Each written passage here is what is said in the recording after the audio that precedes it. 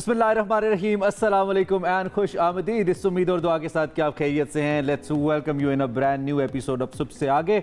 और मैं हूं इमरान हसन। मैं हूं आयशा यूसुफ। गुड मॉर्निंग, कैसे हैं आप सब लोग? आई एम श्योर बिल्कुल ठीक ठाक होंगे। दिन का आगाज़ कर लिया होगा, बच्चों को स्कूल भेज दिया होगा, हस्बैंड्स जो हैं वो भी अपने ऑफिस जा चुके होंगे और आप लोग टीवी लगाकर बैठ चुके होंगे क्योंकि आपका फेवरेट शो सबसे आगे जो है उसका आगाज़ हुआ चाहता है। हम आ गए एक मरतबा फिर से आपकी सुबह को मज़ीद खूबसूरत बनाने के लिए। वैसे इमरान, मुझे एक बात बताएं, आगाज़ करते हैं, आगाज़ बड़ा ज़रूरी है, अच्छे तरीके से करना। आपको शेर व शायरी से कुछ शगफ है? ऐसा अच्छा खासा शगफ है। आपको सुनाने वाली है? पहले आप बताएं, आपका कुछ दिल कर रहा है सुनाने का? अगर नहीं तो फिर मैंने सोचा बस आपने अचानक से कह दिया। वैसे सुना है, लोग उसे आंख भर के देखते हैं। हाय हाय। तो हम भी उसके शहर में कुछ दिन ठहर के देखते हैं। बहुत कुछ है शायरी के लिए करने के लिए। सुना है उसे है शेर व शायरी से शगफ। हाँ, बहरहाल मैंने कल एक हम भी मौजज़े अपने हुनर के देखते हैं। मैंने कल बड़ा खूबसूरत एक फहमीदा रियाज साहिबा है, उनकी नज़म पढ़ी। उसका पहला क़िता जो है वो बहुत मुझे अच्छा लगा। आप इस्लामाबाद में थोड़ा और ट्रैवल करें, आपको मजीद शायर बना देगा ये। डेफिनेटली, मुझे कोई मसला नहीं है। और शेर व शायरी और अच्छी मीनिंगफुल इंस्पायरिंग अगर पोइट्री मुझे पढ़ने को मिले, सुनने को मिले तो मुझे बड़ा मजा आता है। तो मुझे लगता है कि शेयर कर देनी चाहिए। शेयर कर देनी चाहिए। दूसरी बात यह है कि अगर आपको अल्लाह सुबह आपका मूड ऑफ है ना, अपने फेवरेट सिंगर की ट्यूनिंग करें। हमारी दोस्त थी, वो कहती थी मेरा सुबह सुबह मूड ठीक नहीं होता और वो तैयारी करती रहती थी उस चीज के लिए जिसके लिए वो जा रही होती थी। She was a professor. तो मैंने उन्हें कहा कि आप कहीं गाड़ी में लेक्चर तो प्रिपेयर नहीं करती रहती देख के? उन्होंने कहा हाँ, मैं देख रही होती हूँ कि नोट्स क्या है, आज किस पे बात करनी है। मैंने कहा उसको साइड पे रखें, बाहर चलते हुए लोगों को देखें, अपना पसंदीदा म्यूजिक सुने, अच्छे अच्छे हंसते चेहरों को ऑब्जर्व करें, आपका दिन बेहतर स्टार्ट होगा। You will feel better. उन्होंने ये थेरेपी की मेरे कहने पे, क्योंकि मुझे भी किसी ने तफवीज़ की थी एंड इट वर्कड एक्चुअली। तो आप अगर अपने वर्क को अपने सर पे सवार करते हैं तो फिर मुश्किल हो जाता है। और मुझे लगता है आपके जहन में कुछ आ रहा है। यू ना, मेरे जहन में कुछ आ नहीं रहा। मैं बिल्कुल पढ़कर आई थी और वो मुझे बड़ी अच्छी लगी, तो मैंने सोचा कि अपने नाजरीन को हमें ये सुनानी चाहिए क्योंकि ये बड़ी इंस्पायरिंग है, स्पेशली यंगस्टर्स के लिए। क्योंकि इस नज़म का उन्वान जो है वो है फैज़ कहते, यानी कि अगर फैज़ आज होते तो क्या जिंदा होते तो वो यंगस्टर्स के लिए क्या कहते। तो फहमीदा रियाज कहती हैं कि कुछ लोग तुम्हें समझाएंगे, वो तुमको खौफ दिलाएंगे। कुछ लोग तुम्हें समझाएंगे, वो तुमको खौफ दिलाएंगे। जो है वो भी खो सकता है, इस राह में रहजन है इतने, कुछ और यहाँ हो सकता है। अरे वाह। कुछ और तो अक्सर होता है, पर तुम जिस लम्हे में जिंदा हो, ये लम्हा तुमसे जिंदा है। ये वक्त नहीं फिर आएगा, तुम अपनी करनी कर गुजरो, जो होगा देखा जाएगा। वाह वाह, क्या बात है। हैट्स ऑफ टू फैज़। जबरदस्त, बड़ी जबरदस्त। फहमीदा रियाज साहिबा को हैट्स ऑफ करना चाहिए क्योंकि उन्होंने लिखा कि फैज साहब ये कहते हैं अगर वो होते तो। बिल्कुल बिल्कुल, उनके तख़य्युलात जो हैं डेफिनेटली। अगर शायरी आपको पसंद है, नहीं भी पसंद, हमने तो सुनाई है और आई बिलीव कि इसने आपके दिन को जरूर कुछ ना कुछ चेंज जरूर किया होगा, मूड को, अगर बहुत ज्यादा तब्दील नहीं भी किया। खैर, थोड़ा सा आगे बढ़ जाते हैं और एक और अहम डेवलपमेंट जो हुई है वो अपने नाज़रीन के साथ शेयर कर देते हैं। और ये इंपॉर्टेंट इसलिए भी है कि क्रिकेट लविंग नेशन है, बाबर आजम के चाहने वाले बहुत ज्यादा हैं और बाबर आजम साहब जो हैं उन्होंने वनडे टीम की कप्तानी छोड़ने का ऐलान कर दिया है। वो ये कहते हैं कि जनाब, मैंने कप्तानी करके देख ली है, काम का बोझ बहुत बढ़ जाता है। अब वक्त आ गया है कि मैं अपनी परफॉर्मेंस के ऊपर तवज्जो दूं सो दैट कि उनकी कारकर्दगी मजीद बेहतर हो और वो टीम के काम आ सके। वो कहते हैं यादगार रही मेरी कप्तानी, लेकिन काम का बोझ बहुत ज्यादा। आपने गाना कप्तानी करके देख लिया, वो एक दोस्त का हमारे गाना था, देख लिया प्यार करके दिल बेकरार करके। बाबर ने भी देख लिया, कहते हैं मैं मिस करूंगा। अब ये पता नहीं उन्होंने क्यों किया। आई बिलीव ये फैसला बोर्ड को करने देना चाहिए। बाबर की जो सर्विसेज है पाकिस्तान के लिए, उसमें तो कोई दो राय नहीं है। He is the best batter, one of the best batters in the world. जो टॉप 3 लोग आते हैं उसके अंदर हैं। एज कैप्टन उन्होंने बहुत बुरा कैप्टन भी नहीं किया, बहुत अच्छा अगर नहीं कर पाए, बहुत बुरा भी नहीं किया। कुछ तो देखना चाहिए ना इमरान, वो भी तो काफी सफर होती रही है। अच्छा कुछ ऐसी जीत है उन्होंने जो उनकी कैप्टनसी में पाकिस्तान ने हासिल की, जैसे इंडिया के खिलाफ पहली दफा वर्ल्ड कप में हम जीते। Babar we so want you to be in. आप जो भी करें बस अच्छा करें। हमारी बेस्ट विशेस आपके साथ हैं और जितने बाबर फैंस हैं उनके साथ भी हमारी हमदर्दियां डेफिनेटली मौजूद हैं। दूसरी जाने जो पाकिस्तान के अंदर सीरीज होने वाली है उसमें भी एक इंपॉर्टेंट डेवलपमेंट है आशा। बिल्कुल ऐसे ही है। जो इंग्लैंड क्रिकेट टीम है वो पाकिस्तान आ चुकी है और मुल्तान पहुंच चुकी है। 4 अक्टूबर से जो है ये अपनी प्रैक्टिस का आगाज करेगी टीम। बेन स्टोक्स इसकी क़यादत कर रहे हैं। पाकिस्तानी टीम जो है डेफिनेटली वो भी मुकम्मल तौर पर अपनी पूरी कोशिश करेगी कि अच्छे से अच्छा परफॉर्म करे। शान मसूद से इस बार भी काफ़ी उम्मीदें हैं। अगेन, तुम जीतो या हारो, हमें तुमसे प्यार है, ये हम अपने दिल को तसल्ली देते रहते हैं। लेकिन आई होप कि वो इस चीज़ हमारे जज्बात को समझे, पाकिस्तानी अवाम के जज्बात को समझे। लेते हैं इसको, कहते हैं तुम जीतो या हारो लेकिन खेलो, खेल के हारो, खेल के जीतो, जो भी करो खेल जीतो। प्यार तो अब है ही, और इसके अलावा चारा क्या? We have no other option, we have no other option. बहरहाल हमारी बेस्ट विशेस हैं इंग्लिश टीम के साथ भी हमारी मेहमान है, और आपको ये भी बताएं कि उनको VVIP स्टेटस दिया गया है सिक्योरिटी को लेकर, ताकि फुल प्रूफ जो सिक्योरिटी है उसको यकीनी बनाया, बहुत जरूरी भी है। बहरहाल अब एक और खबर जो है वो मेरी नजरों के सामने से गुजरी, मैंने सोचा कि आपसे पूछ लेती हूँ, कभी ऐसा हुआ है कि आपको छींक आने लगे और वो रुक जाए तो प्रॉब्लम हो जाती है, आप अनईजी हो जाते हैं? अच्छा, ये मैं आपको बताऊं, आम जिंदगी का तो मैं नहीं कह सकता, लेकिन हम एंकर्स को बड़ा मसला होता है ये। तो आप मुख्तलिफ ट्रिक्स आजमा रहे होते हैं, अगर ऑन एयर में छींक आ जाए, हालांकि मैं कहता हूं छींक आ जाए तो आने दीजिए। नहीं, वो पता है बहुत सारे जो होते हैं ना मैनेजमेंट के लोग कहते हैं कि क्यों आगे खांसी नहीं कर सकते। आई जस्ट बिलीव इन छींक आ रही है, छींकी खांसी आ रही है, आप इंसान है भाई, हो जाता है, लेकिन यस मुश्किल बहुत हो जाता है, बहुत मुश्किल हो जाता है। लेकिन अगर ये छींके आती ही रहें आती ही रहें आती ही रहें, फिर सोचे कितना फिर वर्ल्ड रिकॉर्ड बना दूंगा मैं छींके मार मार। वर्ल्ड रिकॉर्ड तो बन जाएगा, लेकिन जिनके साथ ये हो रहा होता है ना, वो बेचारे बहुत ज्यादा परेशान हो जाते हैं। टर्किया में ये हुआ जहाँ पर 13 रोज से खातून जो है बेचारी इतनी परेशान हो गई है, मुसलसल छींके उनको आ रही हैं। बातमान शहर है, यहाँ की ये रिहायशी हैं और बेनज़ीर इनका नाम है। 24 साल ये खातून है और ना ये सो पा रही हैं, ना कुछ खा पा रही हैं। हॉस्पिटल भी इनको लेके गए हैं, बट बेचारी की हालत जो है आप देख भी सकते हैं बहुत ज्यादा। हम तो इसको लाइट ले रहे थे, लेकिन मुझे देख के तो थोड़ा डर लग रहा है, ये तो बहुत खतरनाक बात है। और इसकी वजह बुनियादी तौर पे क्या है, इस पे अब देखना होगा, इस पे रिसर्च करना होगी। लेकिन 18 सितंबर से मुसलसल अब तक इनको, बेनज़ीर इनका जो नाम है, मुसलसल छींक रही हैं, और ये देख सकते हैं विजुअल्स। और अल्लाह करे जी सेहतमंद हो जाए। को भी समझ नहीं आ रही कि इसकी रीजन क्या है, उनसे खाया पिया भी नहीं जा रहा, खाया पिया भी नहीं जा रहा है, बेचारी से सोया भी नहीं जा रहा। अच्छा चलें, लगे हाथों एक नसीहत ही कर देते हैं, या एडवाइस कर देते हैं, मशवरा देते हैं, मास्क पहना करें। वैसे आम जिंदगी में भी लाजमी नहीं कि आप वायरल इन्फेक्शन से बचें, आप मास्क पहन के निकलें, इससे आप बहुत सारे वायरल इन्फेक्शन से महफूज रहते हैं।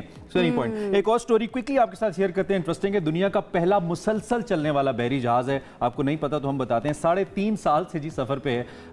सोमवार को ये बेलफास्ट से रवाना हुआ और जहाज का जो पहला सफर है वो 1301 रोज तक, सिर्फ 3103 रोज तक जारी रहेगा। सिर्फ 3103, बिकॉज ऐसा लगता है कि इसने सारी जिंदगी चलते रहना, उसमें तो फिर सिर्फ ही हुआ 3.5 साल तक ये चलता रहेगा। बहरहाल तमाम 7 बंदरगाहें जो है वहां तक ये जाएगा, और इसमें 425 बंदरगाहें जो है रास्ते में आएंगी, वहां से ये गुजरेगा। तो डेफिनेटली हर शख्स जो है वो कोशिश कर रहा होता है कि किसी तरीके से कोई रिकॉर्ड बन जाए, उसका नाम बन जाए। तो इस तरह की चीजें होनी बहुत ज्यादा जरूरी है। वैसे one of my biggest desires is कि आप वाया शिप आप ट्रैवल करें, क्योंकि मैंने मतलब नॉर्मल लॉन्चेस के ऊपर या क्रूज शिप, हाँ, और लंबा कोई ट्रैवल करें आप, मतलब एक जिंदगी में ऐसा, आई होप कि टाइटैनिक की तरह उसका अंजाम ना हो, लेकिन शिप के ऊपर। आपने डरा भी दिया, मैं कहने लगी थी कि आप एक तो एयरप्लेन में सफर करते हुए और शिप में सफर करते हुए मुझे डर ये लगता है कि जमीन भी नहीं है नीचे, बंदा उतर के भागे भी कहाँ पे। चलें जी, गुड सीन हो गया। आई होप कि हमने आपको बता दिया दुनिया में क्या अहम हो रहा है, मजे का बहुत कुछ रह भी गया,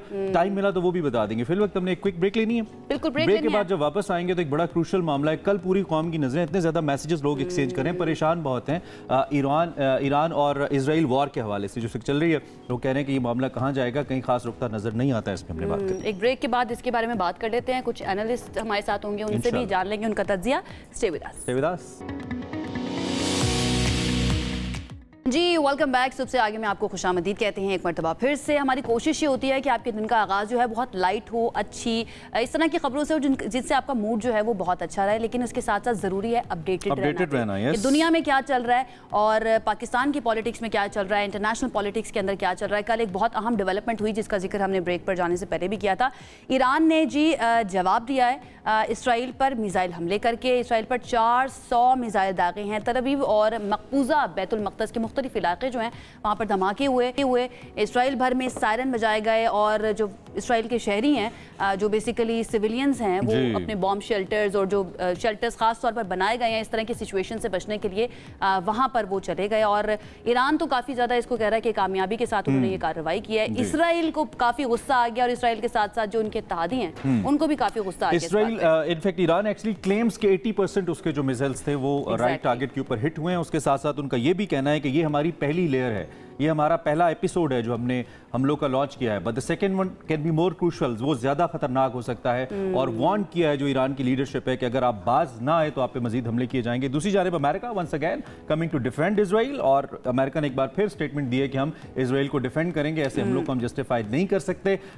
दूसरी जानिब कुछ दीगर हमले भी हुए हैं, इंडिविजुअली फायरिंग के कुछ वाक़यात हुए, कुछ चाकू हमले हुए स्टैबिंग के, जिसकी वजह से भी कोई 7 अफराद की हलाकतें सामने आई हैं। लेकिन इस सारी सिचुएशन के ऊपर जो एंटनी ब्लिंकन है, सेक्रेटरी खारिजा, secretary of the state US, उनका ये कहना है कि ये नाकाबिल कबूल है, ये नहीं हो सकते। अब ये जो वॉर हीट है ये कहाँ तक एक्सपैंड होकर जा रही है, एक तो हमने इस पर बात करनी है, और दूसरा क्या ये यहाँ पे सिलसिला रुक पाएगा या फिर जैसा कि इजराइल ने कहा कि वो भी वापस रिस्पॉन्ड बैक करेगा, दो कि दे हैव स्टार्टेड। हाँ, तो ये कहाँ तक जाएगा इस पे हमने बात करनी है। बिल्कुल, हमारे साथ सीनियर एनालिस्ट हुमा बकाई साहिबा मौजूद हैं, उनसे इस बारे में बात करते हैं। हुमा साहिबा, बहुत शुक्रिया हमें ज्वाइन करने के लिए। मैम, सबसे पहले तो जो हम सिचुएशन देख रहे हैं मिडिल ईस्ट की, जिसका हम जिक्र भी कर रहे थे कि डी एस्केलेशन की तरफ कोई भी जाने के लिए तैयार नहीं है, ना यूएन की बात सुनी जा रही है, ना जो दीगर ममालिक हैं जो कोशिश कर रहे हैं सिचुएशन को किसी तरह से कंट्रोल करें, और दूसरी तरफ इसराइल जो है वो अपनी वॉर को एक्सपैंड किए जा रहा है। अब इसका जवाब दिया ईरान ने, कैसी आप इस सिचुएशन को, सबसे पहले तो ये बताइएगा आपका टेक क्या है इस पे? पहली बात तो ये कि ये कोशिश थी इजराइल की तवातुर के साथ कि वो किसी तरह ईरान को डायरेक्टली इस वॉर में इंगेज कर ले, क्योंकि इजराइल को ज़ाहिर है बड़ी शदीद झोंझ है उस एक्सेस ऑफ रेजिस्टेंस की ऊपर जिसको ईरान की मदद से ज़िंदा रखा हुआ है मिडल ईस्ट में। तो चाहे वो हमास की रेजिस्टेंस हो, चाहे वो हिजबुल्लाह की रेजिस्टेंस हो, उसके even for that matter Yemen और शाम, तो उसके पीछे जाहिर है कि ईरान की बिल्कुल वोकल सपोर्ट शामिल है। हिजबुल्लाह तो ईरान का सबसे ज़्यादा फाल और अहम पिलर था इस रेजिस्टेंस का। जब नसरुल्लाह के ऊपर ये अटैक हुआ, अगर आपको याद हो, जब इस्माइल हानिया की शहादत हुई थी तो उसके बाद ईरान ने स्ट्रैटेजिक रिस्ट्रेंट का मुजाहरा किया था और वो उसने आज तक जवाब नहीं दिया था। बिल्कुल। और अब जो इरानियन प्रेसिडेंट है उन्होंने बिल्कुल वाज़े तौर पे इस बात की तरफ इशारा किया कि जी हमने ये रिस्ट्रेंट का मुजाहरा इसलिए किया था कि क्योंकि हमें अश्योरेंस दी गई थी कि इजराइल को रिस्ट्रेन किया जाएगा, तो लिहाजा हम ये कर रहे थे, लेकिन हमारे साथ धोखा हुआ, ये वर्ड उन्होंने इस्तेमाल किया। लेकिन मैं इसके साथ साथ ये भी गुजारिश कर दूं कि अभी ईरान ने ये भी कहा है अपने बहुत हार्ड रेटरिक के साथ कि हमारा ये आखिरी हमला था, यानी वो जंग को मजीद नहीं बढ़ाना चाहते। This was to draw a red line for Israel. याद रहे पिछली दफ़ा 6 महीने पहले तकरीबन ईरान ने कोई 300-350 मिसाइल फेंके थे और उसके बाद इजराइल रुक गया था।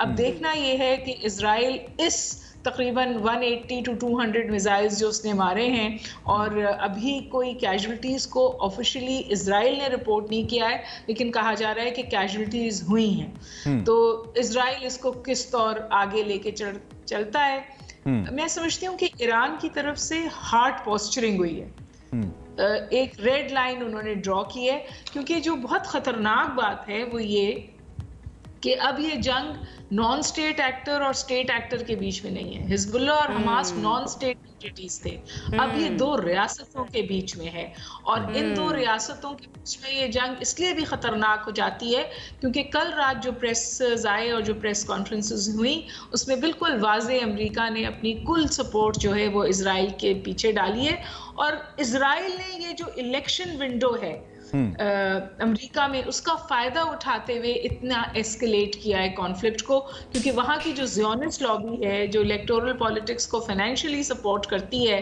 उसकी मदद के बगैर कोई व्हाइट हाउस का ख्वाब भी नहीं देख सकता। ट्रू। अच्छा डॉक्टर साहब, यूजुअली वॉर स्ट्रेटजीज के अंदर ये होता है कि एक सर्टन एरिया के अंदर जब आप एक वॉर जोन ओपन करते हैं फिर उसको आप वाइंड अप करने के बाद then you move to the other target, लेकिन ये जो मल्टीपल वॉर साइट्स को ओपन करना है मल्टीपल साइट्स के ऊपर, ये बड़ा डेंजरस भी हो सकता है एट टाइम्स, लेकिन इजराइल ने ऐसा किया है, इजराइल ने इसको एक्सपैंड किया और ऐसा लगता है कि मजीद भी, जैसा कि आपने खुद रेफर किया कि वो चाहते थे कि ईरान इसमें इन्वॉल्व हो, इजराइल मजीद इसको एक्सपैंड करना चाहता है।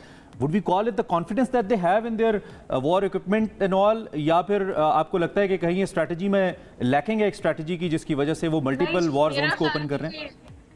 ये बाय वर्च्यू ऑफ स्ट्रैटेजी है, क्योंकि अब इजराइल 7 अक्टूबर के वाक़े को इस्तेमाल करना चाहता है अपनी रेजिस्टेंस को एलिमिनेट करने के लिए जो उसको मिडल ईस्ट में मिलती है। देखिए, याद रखिए कि हिजबुल्लाह में 1982 पे घुसा था इजराइल और फिर उसको निकाला था हिजबुल्लाह ने 2000 में, और तब से लेकर आज तक हिजबुल्लाह जो है वो लेबनान को प्रोटेक्ट करता है। तो जाहिर है कि इजराइल को जो सबसे ज्यादा फिर 2006 में उन्होंने इजराइल को एक ब्लडी नोज भी दी थी एक कॉन्फ्लिक्ट में, तो हिजबुल्लाह पे तो उनको सबसे ज्यादा झोंझ और गुस्सा है। और देखिए जब नसरुल्लाह की शहादत हुई तो इराक में मॉर्निंग थी, शोक था, ईरान में शोक था, ऑफ कोर्स लेबनान में शोक था, लेकिन अमेरिका की तरफ से स्टेटमेंट आया कि he was a wanted terrorist, किसी शोक की जरूरत नहीं है। लेकिन अब अमेरिका के लिए बहुत खतरनाक सूरत हाल है, क्योंकि अभी तो ईरान ने कहा है कि ये फाइनल हमला था, ये जवाब था, हम एस्केलेशन नहीं चाहते। लेकिन वो जो एक साइकोलॉजिकल बैरियर था ना कि वो टूट गया है। उसने तल अवीव को डायरेक्टली अटैक किया है और रशिया से उसको सपोर्ट आ रही है, तो ये जंग अगर बढ़ी तो ये फिर सी लेन्स पर आएगी और सप्लाई चेन्स पे आएगी। डॉक्टर साहब एक ये भी नजरिया पाया जाता है कि ये जो इजराइल अपनी जंग को बढ़ा रहा है, एक्सपैंड कर रहा है, मिडल ईस्ट के दूसरे ममालिक के ऊपर भी अटैक्स कर रहा है, जैसे कि उर्दन, लेबनान की बात कर लें, सीरिया जो है उसको भी इस कॉन्फ्लिक्ट का हिस्सा, यमन की बात कर लें, तो ये भी एक कॉन्सेप्ट पाया जाता है कि द प्रॉमिस्ड लैंड की तरफ वो काम करना जा रहा है, या ग्रेटर इसराइल के लिए वो काम करने जा रहा है। इस बात के अंदर आपको कितनी सच्चाई नजर आ रही है, या आपको नजर आ रहा है कि ये भी पीछे हो सकता है इन सब अटैक्स के? ये जो बिल्कुल जी जो एक्सट्रीमिस्ट ज्यूज हैं, जो बहुत ज्यादा समझिए वॉर मॉन्गरिंग ज्यूज हैं, वो इस बात पे बिलीव करते हैं। और यूनाइटेड नेशंस में जो 2 नक्शे प्रेजेंट किए इजरायली प्राइम मिनिस्टर ने अपने पॉइंट ऑफ व्यू को सपोर्ट करने के लिए, उसमें उन्होंने कैटेगोरिकली यही कहा है कि सब सबवर्जेंट हो जाएं, उनसे दबके रहें, उनका कहा माने तो माशी तरक्की, उनका मुस्तकबिल और उनका मुकद्दर हो सकती है। ये उन्होंने पिच किया है लेबनान के लोगों को भी, ये उन्होंने पिच किया है ईरान के लोगों को भी। और ये इन सम वेज एक स्ट्रैटेजी है कि जी जो इनसाइड उनको सपोर्ट है, जो एक आम आदमी की सपोर्ट है, वो लीडरशिप के लिए ख़त्म हो जाए। तो स्ट्रैटेजी ये है कि लीडरशिप को तबाह करो, फिर आम आदमी को लीडरशिप के बरखिलाफ करो, और ताकि पूरी रेजिस्टेंस जो है वो ब्रेक डाउन हो जाए। लेकिन अभी तक जितने भी सीरियस एनालिस्ट हैं, बिलखुसूस हिजबुल्लाह के हवाले से, उनका कहना यह है कि वो वीक ज़रूर हुआ है, उसकी कैपेबिलिटीज़ पर ज़रूर हमला हुआ है, लीडरशिप ख़त्म हो गई है, लेकिन क्या उसकी रेजिस्टेंस वैल्यू ख़त्म हो गई है या कैपेबिलिटी ख़त्म हो गई है, कोई भी इस बात पे एग्री नहीं करता कि Hezbollah. Thank you so much for precious time. बहुत शुक्रिया आपने अलग सुबह में ज्वाइन किया। इस अहम मौजू पे हमसे डॉक्टर वकाई माहिर बैनुल-अक़वामी उमूर अपने ख्यालात का इज़हार करी थी। इजराइल वर्सेस ईरान, वैसे इस मौके पे इजराइल ने कहा कि आयरन डोम एक्टिव हुआ, जो उनका सबसे मशहूर ज़माना डिफेंस सिस्टम है, लेकिन पूरी तरह काम नहीं किया, कुछ मिसाइल लग गए उन्होंने कहा। तो वो कैसे एक्टिव हुआ, इससे पहले हमास भी चला गया था। तो डिफेंस सिस्टम के ऊपर सीरियस क्वेश्चंस हैं इस वक्त इजराइल के कि वो कैसे काम करे। इस पर हम बात करते रहेंगे। ये we have to move towards another story. बिल्कुल, ये जो आप बात कर रहे थे ईरान और इजराइल के और मिडिल ईस्ट के मामले की, सिचुएशन खतरनाक है जिस तरह से इजराइल बढ़ाए जा रहा है। I hope it stops. I hope. बिल्कुल, हमारी तो दुआ यही है कि ये मामला जो है रुकना चाहिए। लेकिन एक और मामला जो है वो भी बहुत ज्यादा खतरनाक है, और वो क्या है जरा बता देते हैं। लोकल सतह पे हमारे यहाँ खतरनाक है, और वो है बढ़ती हुई पोल्यूशन और गाड़ियों की फिटनेस। लोगों की फिटनेस तो जरूरी है, गाड़ियों की फिटनेस इतना बड़ा मसला है। और मैं आपको ऐसा बताऊं, इतने लोग बीमारियों से नहीं मरते जितने हमारे यहाँ हादसात से मरते हैं, और ह्यूमन एरर उसमें इन्वॉल्व होता है। एयर क्वालिटी इंडेक्स मैं चेक कर रही थी, लाहौर एंड कराची, लेकिन नंबर 1 पे लाहौर आता है, सबसे ज्यादा आलूदा तरीन शहरों में शुमार होता है। इस्लामाबाद की बात करें, वो थोड़ा मॉडरेट है, इतना ज्यादा मसला नहीं है, लेकिन कोई भी ग्रीन जोन में कोई भी हमारे मुल्क के अंदर जो है ना शहर ऐसा नहीं जो ग्रीन जोन के अंदर। अनफॉर्चुनेटली बरसगीर के 3 जो बड़े शहर है ना, जैसे बांग्लादेश का ढाका है, मुंबई है, कराची और लाहौर पाकिस्तान के, माशाल्लाह मैं sarcastic वे में कह रहा हूँ कि इन चारों के अंदर यही मसला चलता रहता है। सो कहीं ना कहीं हमारे अंदर प्रॉब्लम है, इस खित्ते के लोगों में जो चीजें ठीक नहीं कर पा रहे, हमारे बिहेवियर्स के अंदर प्रॉब्लम है, और इसी के ऊपर हमें बात करने की जरूरत है, और बार बार बात करने की जरूरत है। क्योंकि अगर हम बात नहीं करेंगे तो बीमारियां तो सारी छोड़ दीजिए, सांस लेने के मसाइल, अगेन जो आपने बात की थी कि वैसे लोग इतना नहीं मरते, इन चीजों की वजह से जो है ना, आदमी खुद ब खुद शायरी आ गई है, आदमी खुद नहीं मरता, दूसरे लोग मार देते हैं। दूसरे लोग छेड़ दिया आपने सुबह शायरी। खैर, आज हम लोगों की बात फ्रैंकली स्पीकिंग नहीं कर रहे, हम गाड़ियों की बात कर रहे हैं। और हमने ये स्पेशली टॉपिक इसलिए रखा क्योंकि बहुत तवज्जो तलब है, और हमारे साथ बड़ी पर्टिनेंट मेहमान भी इस हवाले से मौजूद हैं। बिल्कुल, रावलपिंडी की पहली चीफ ट्रैफिक ऑफिसर बिनिश फातिमा हमारे साथ मौजूद हैं, उनसे इस बारे में बात करते हैं। बिनिश, बहुत शुक्रिया सबसे पहले तो हमें ज्वाइन करने के लिए। Good morning. अब तक क्या इकदाम किए गए हैं? अस्सलाम वालेकुम, good morning, thank you for inviting me. बड़ी आपका पर्टिनेंट टॉपिक है कि आपको पता है जैसे सर्दियाँ आ रही हैं तो ये स्मॉग का इशू होता है, जिसकी वजह से जितने भी लोग जिनको सांस के इश्यूज़ होते हैं वो एग्रावेट हो जाते हैं। नॉर्मल लोगों को भी सांस लेने में तकलीफ़ होती है और खांसी, नज़ला, ज़ुकाम, बुखार एग्रावेट होता है स्मॉग की वजह से। इसके ऊपर हमारी बड़ी स्पेशल कैंपेन्स चल रही हैं, सिटी ट्रैफिक पुलिस रावलपिंडी की भी और ओवरऑल ट्रैफिक पुलिस पंजाब की भी। जितनी भी स्मोक इमिटिंग व्हीकल्स हैं हमने इनके ऊपर बड़ा strict and severe crackdown start किया है। पिछले हफ्ते में खाली मोर देन 500 व्हीकल्स को हम फाइन कर चुके हैं जो कि फ़िट नहीं थी, और खाली कल के दिन में अगर मैं आपसे कल के दिन का स्टैट शेयर करूं तो तकरीबन 60 व्हीकल्स, स्मोक इमिटिंग व्हीकल्स को हमने ना सिर्फ फ़ाइन किया है, चालान किया है, बल्कि उनको इम्पाउंड भी किया है। तो we are very cognizant about it, और हम इसमें बड़ा पहले से आगे काम करके हम कोशिश कर रहे हैं कि जो आलूदगी फैलाने वाली हमारी व्हीकल्स हैं उनको हम सड़क पे कम से कम करें। ठीक है। अच्छा सीटीओ साहिबा, इसमें दो बेसिकली मैं थोड़ा सा एसओपी आपसे जानना चाह रहा हूँ। क्या व्हीकल फिटनेस सर्टिफिकेट को रेगुलर बेसिस के ऊपर चेक किया जाता है? जैसे कि हमें टोकन टैक्स पे करना है गाड़ी का, अगर नहीं पे करेंगे रेवेन्यू वाले पकड़ लेंगे कि आपने पे नहीं किया हुआ। लेकिन हमने देखा है कि जो फिटनेस सर्टिफिकेट है इसके ऊपर इतना फोकस नहीं होता है, खासतौर पर जो गाड़ी मालिकान है, बिलखुसूस पब्लिक ट्रांसपोर्ट या जो पब्लिक कैरियर्स होते हैं, ट्रक्स वगैरह। इसके लिए कोई सर्टन एसओपी है आपके डिपार्टमेंट में? अगर है तो उस पर इम्प्लीमेंटेशन कैसे की जाती है? आप बिल्कुल ठीक कह रहे हैं, पब्लिक सर्विस व्हीकल्स पे पहले इतना ध्यान नहीं दिया जाता था, but with the current government and the current police leadership इसको बड़ा सीरियसली टेकअप किया गया है। अगर मैं आपको बताऊं तो खाली अगस्त और सितंबर के अंदर more than 12,000 public service vehicles को हमने फिटनेस सर्टिफिकेट, ड्राइवर्स लाइसेंस और रूट परमिट के हिसाब से चेक किया है। इसमें हमने 2,000 प्लस व्हीकल्स को इम्पाउंड किया है। और इस वक्त अगर खाली आप रावलपिंडी की बात करें तो रीजनल ट्रांसपोर्ट अथॉरिटी के जो फीडबैक है वो ये है कि जो फिटनेस सर्टिफिकेट के इशुएंस है वो ऑल टाइम हाई है। 17 ईयर्स में इतने ज़्यादा फिटनेस सर्टिफिकेट इशू नहीं हुए जितने कि पिछले 2 महीने में हुए हैं, बिकॉज ट्रैफिक पुलिस ने बड़ा विजिलेंटली और बड़ा वायलेंटली फॉलो किया है उन पब्लिक सर्विस व्हीकल को जो कि फिटनेस सर्टिफिकेट के बगैर थी, रूट परमिट के बगैर थी, या उनके पास ड्राइवर्स लाइसेंस नहीं थे। इसलिए हमने उनको ना सिर्फ बड़ा हैवी फाइन किया है बल्कि हमने व्हीकल्स को इम्पाउंड किया है। अभी आरटीए की सिचुएशन ये है कि एवरी मॉर्निंग 2-3 किलोमीटर लंबी लाइन खाली उन व्हीकल्स की लगी होती है जो कि फिटनेस सर्टिफिकेट लेने के लिए आए होते हैं। तो इसके अंदर देयर इज़ सिग्निफिकेंट इम्प्रूवमेंट। और इवन जो स्कूल की व्हीकल्स हैं उनके ऊपर हमारी बड़ी स्पेशल कैंपेन स्टार्ट हुई पिछले 2 महीने से। हम इसको करें जब से स्कूल दोबारा शुरू हुए हैं 15 अगस्त से। और हम तमाम जो स्कूल के बच्चों को व्हीकल्स लेकर आती हैं उनको हम चेक करते हैं कि ड्राइवर के पास लाइसेंस हो, ओवरलोडिंग हो ना करे, गाड़ी में कोई सिलेंडर ना लगा हुआ हो, उसके टायर्स ठीक हों। ये जो बच्चों की स्कूल बसेज होती हैं, क्योंकि इमरान आपको याद होगा माजी में कुछ इस तरह के हादसात हो चुके हैं जिसमें फिटनेस सर्टिफिकेट्स नहीं थे, खासतौर पे जिनमें सीएनजी सिलेंडर्स लगे हुए। एग्जैक्टली, तो जिसकी वजह से मासूम नन्ही जाने जो हैं वो भी गई थी। बहरहाल ये बताइएगा बिनिश के ट्रैफिक पुलिस जो है उसके पास क्या कोई खास टेक्नोलॉजी है जिससे पता लगाया जा सके, स्पेशली मैं आलूदगी वाले मामले की बात कर रही हूँ, कि कौन सी गाड़ी जो है वो ज़्यादा आलूदगी पैदा कर रही है और कौन सी गाड़ी जो है वो ठीक है, उससे इतना ज़्यादा मसला नहीं हो रहा। आप लोग तयन किस तरह से करते हैं कि कौन सी गाड़ी ज़्यादा आलूदगी पैदा कर रही है? इसमें कोई इस तरह से डिवाइस या कोई चीज़ नहीं होती जो कि आपको बताए। स्मोक इमिटिंग व्हीकल में आप देख सकते हैं कि उसके अंदर वो प्रॉपर मैकेनिज्म इंस्टॉल नहीं होता, वो स्मोक इमिट कर रही होती है। जो एक हेल्दी फिट व्हीकल होती है जो कि it's good to go on the road, उस पर आप देखें जो आप कोई भी वो काले रंग का धुआं उस गाड़ी से नहीं निकलता। तो स्मोक इमिटिंग व्हीकल का तो इस तरह है कि इट इज़ वेरी विजिबल कि ये this is a polluting vehicle, और उसको हम उसी चीज़ पर रोकते हैं। अगर उसमें से धुआं निकल रहा है काले रंग का, उसमें से स्मॉग या स्मोक निकल रहा है तो हम उसको उसी वक्त रोक के बंद करते हैं। We are very cognizant about it, और बड़ा इसके ऊपर स्ट्रिक्ट क्रैकडाउन है।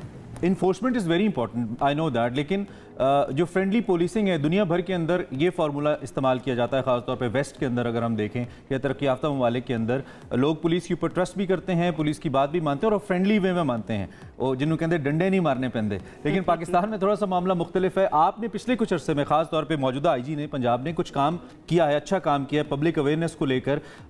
लोगों का रोल इसमें कितना इंपॉर्टेंट है? माई क्वेश्चन इज कि वो खुद से रिस्पॉन्सिबल हो इस सारी चीज़ को देखें, रदर देन आप लोग इन्फोर्स करें, और आप लोगों को अवेयर करने के लिए टू स्प्रेड द अवेयरनेस आप लोगों के क्या इक़दाम हैं जो आपका डिपार्टमेंट कर रहा है? देखें, ये आपने बिल्कुल ठीक बात की है। अगर खाली रावलपिंडी की बात करें तो जो हमारी कैलकुलेटेड पॉपुलेशन है जो कि अभी अंडर एस्टिमेटेड है वो 70 लाख की है।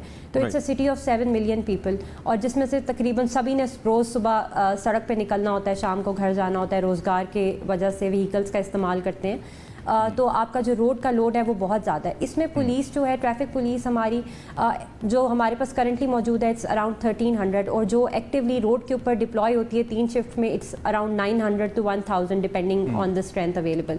तो आप देखें कि ये सब हम बेशक चेक करते हैं, बट इट्स नॉट पॉसिबल कि जब तक पब्लिक सपोर्ट ना हो, लोग खुद रिस्पॉन्सिबिलिटी ना लें, तो दैट इज नॉट पॉसिबल। हमने बड़ी सारी अवेयरनेस कैंपेन स्टार्ट की, पूरा एजुकेशन। वन लास्ट क्वेश्चन, मेरे पास टाइम क्योंकि कम है, लेकिन ये मैं लाजमी पूछना चाहता हूँ, आप बीइंग सीटीओ कभी फैमिली के साथ जा रही हो, स्क्वाड साथ ना हो, ट्रैफिक में फंसी हो, क्या जज्बात आते हैं दिल में जब आप खुद चीफ ट्रैफिक ऑफिसर भी हैं? क्या फील होता है? कभी ऐसा हुआ आपके साथ?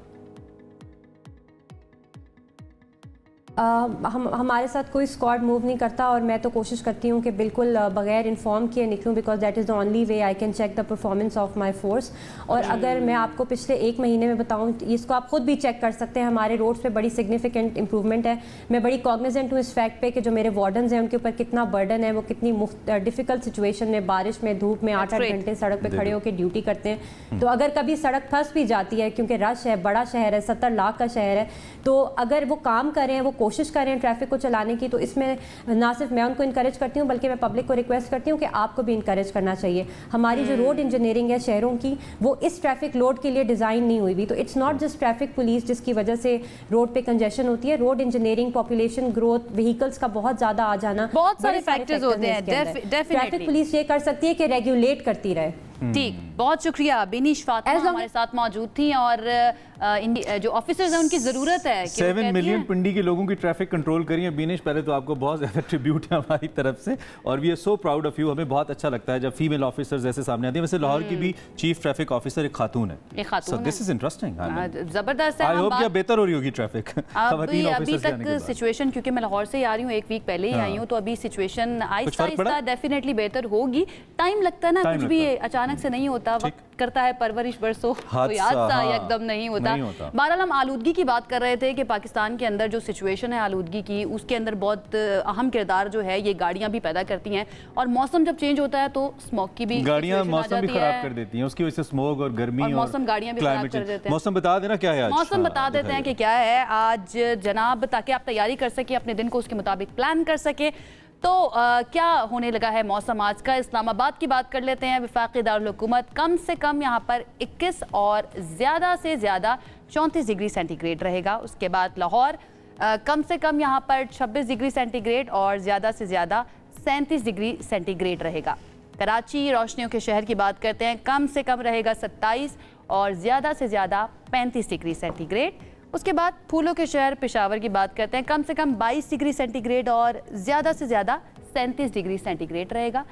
कोयटा में हमेशा की तरह कम से कम 13, क्योंकि यहाँ पे सबसे कम रहता है, और ज़्यादा से ज़्यादा रहेगा 29 डिग्री सेंटीग्रेड। तो इमरान, हमने ये बता दिया है कि किस तरह से तैयारी करनी है तमाम लोगों ने अपने दिन की, क्योंकि कम से कम और ज़्यादा से ज़्यादा मौसम भी चेंज हो रहा है ना, तो कम से कम भी कम होते जाते हैं, ज़्यादा से ज़्यादा भी ज़रा कम होते जाते हैं, लेकिन कोयटा जो है वो हमेशा सबसे ठंडा ही रहता है। Directly connected to our moods. मौसम ने आपको बताया, प्लान कर लीजिए अगर कुछ करना है, खासतौर पर हॉलीडेज। हम एक क्विक ब्रेक लेंगे, ब्रेक के बाद आप एक तो हमारे साथ रहिए, उसकी बहुत सारी वजूहात हैं, क्योंकि कुछ ऐसे मौज़ूआत हैं जो शायद आपके लिए बहुत ज़रूरी हैं देखना, other than the usual stuff that you watch. Break लीजिए, वापस आइए।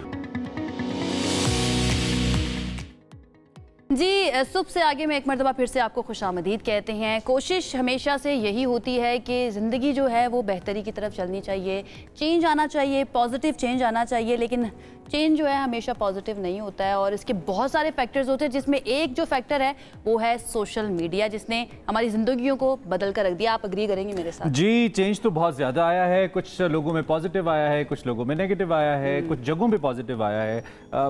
दिस इज़ हाउ आप जैसे इसको परसीव करना चाहते हैं, मुझे तो ऐसे लगता है। एक तरफ जहाँ हमारे दरमियान फासले कम हुए हैं सारे अमल की वजह से, वहीं इसके असरात ने हमारा लाइफ स्टाइल हो, हमारी थाट्स हों, हमारे रिलेशनशिप्स हों, ताल्लुकात हों, उनमें भी तब्दीली लेकर आए। हाल ही में गैलप पाकिस्तान सर्वेज होते हैं, इनके बाज़ बड़े इंटरेस्टिंग भी होते हैं, बाज़ बड़े इन्फॉर्मेटिव भी होते हैं। 31% पाकिस्तानियों के हवाले से उन्होंने कहा कि हमारी जो ज़िंदगियाँ हैं इस पर सोशल मीडिया के बढ़ते हुए असरात हैं, और इससे हम शदीद परेशान हैं। 31%, I think it's a big number, और इसी पे हमने आज बात भी करनी है। दूसरी तरफ 38% ऐसे भी हैं जो कहते हैं इससे कोई ख़ास फ़र्क नहीं पड़ा है। तो ये रेशो क्या है, और वाकई में सोशल मीडिया के असरात हैं या नहीं हैं, लोग क्या कहते हैं? हमारे साथ एग्जीक्यूटिव डायरेक्टर गैलप सर्वे पाकिस्तान मेहमान बिलाल गिलानी साहब स्टूडियोज में मौजूद हैं। बिलाल साहब, बहुत शुक्रिया हमें ज्वाइन करने के लिए। गुड मॉर्निंग, कैसे हैं आप? बिल्कुल ठीक ठाक, थैंक यू, आपने बुलाया। कहना यास बिलाल के सबसे पहले तो बताइए आपकी जिंदगी पे सोशल मीडिया का असर हुआ है? बिल्कुल sir, last night I was thinking कि मैं वक्त पे सो जाऊं, आपके पास प्रोग्राम में आना था, but I was so addicted to my Twitter. अच्छा, सही है, ट्विटर चल रहा है आपका वैसे? वीपीएन के साथ अनफॉर्चुनेटली। बारा, ये जो सर्वे है इसके ऊपर बात कर लेते हैं। ये सर्वे पाकिस्तानियों के बारे में क्या कहता है? पाकिस्तानी क्या कह रहे हैं कि वाकई में इसका पॉजिटिव नेगेटिव इम्पैक्ट होता है या नहीं होता? लेकिन मुझे तो लगता है कि होता है। अगर आपने मुझे भी शामिल किया होता सर्वे में तो मैं अपना यही जो है ना आपको फीडबैक देती।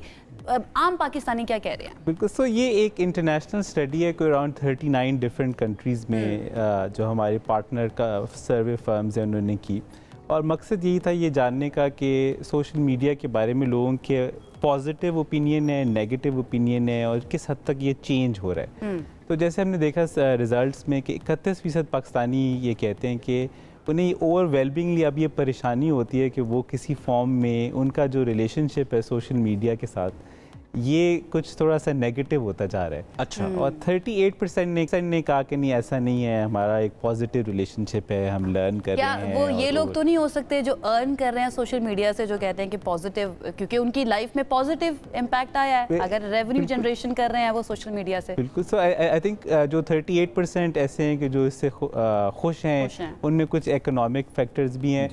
हमने एक रीसेंट सर्वे किया, उसमें हमने पूछा कितने % पाकिस्तानी एक्चुअली अर्न करते हैं। सो वो शायद 3 से 4% पाकिस्तानी हैं जो कि किसी फॉर्म ऑफ अर्निंग में है। ज़्यादातर जो इससे आई थिंक पॉजिटिव राय रखते हैं वो इसको सोशल नेटवर्किंग के लिए यूज़ करते हैं, वो इसको लर्निंग एंड नॉलेज शेयरिंग के लिए यूज़ करते हैं, वो अपनी लोनलीनेस कम करने के लिए करते हैं। मसलन बड़ी उम्र के अफराद से जब हम गुफ्तगू करते हैं तो उन्हें ये महसूस होता है कि फेसबुक के थ्रू उनके पुराने बिछड़े दोस्त उनको मिल गए हैं, उन्हें अपनी फैमिली जो कि पूरे मुल्क और दुनिया भर में फैल चुकी है, बच्चे और कज़न्स, उनसे राब्ते में आसानी हुई है।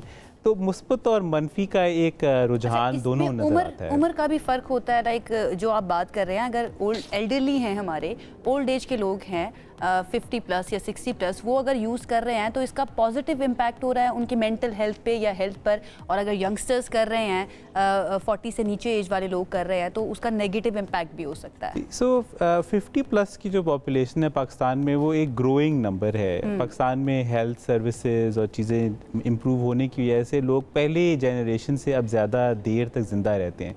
हमारा जो सोशल नेटवर्क्स हैं, जो फिज़िकल हैं, वो एक हद तक उसको कैचअप नहीं कर सके। बच्चे अपनी एजुकेशन के बाद और शादी ब्याह के बाद अब माँ बाप से उतने करीब नहीं हैं। तो जब हम क्वालिटेटिवली बड़ी उम्र के अफराद से गुफ्तगू करते हैं तो सोशल मीडिया उन्हें वो ये कहते हैं कि ये हमें एक लोगों से मिलने का मौका प्रोवाइड करता है, रियल नहीं तो वर्चुअल कनेक्शंस का मौका देता है, हमें लर्निंग प्रोवाइड करता है। हम अपने आप को जहन के तौर पर रस्टी महसूस नहीं करते। Sampling is very important, sample size is very important, sample area is very important, and so is the gender and the age groups as well.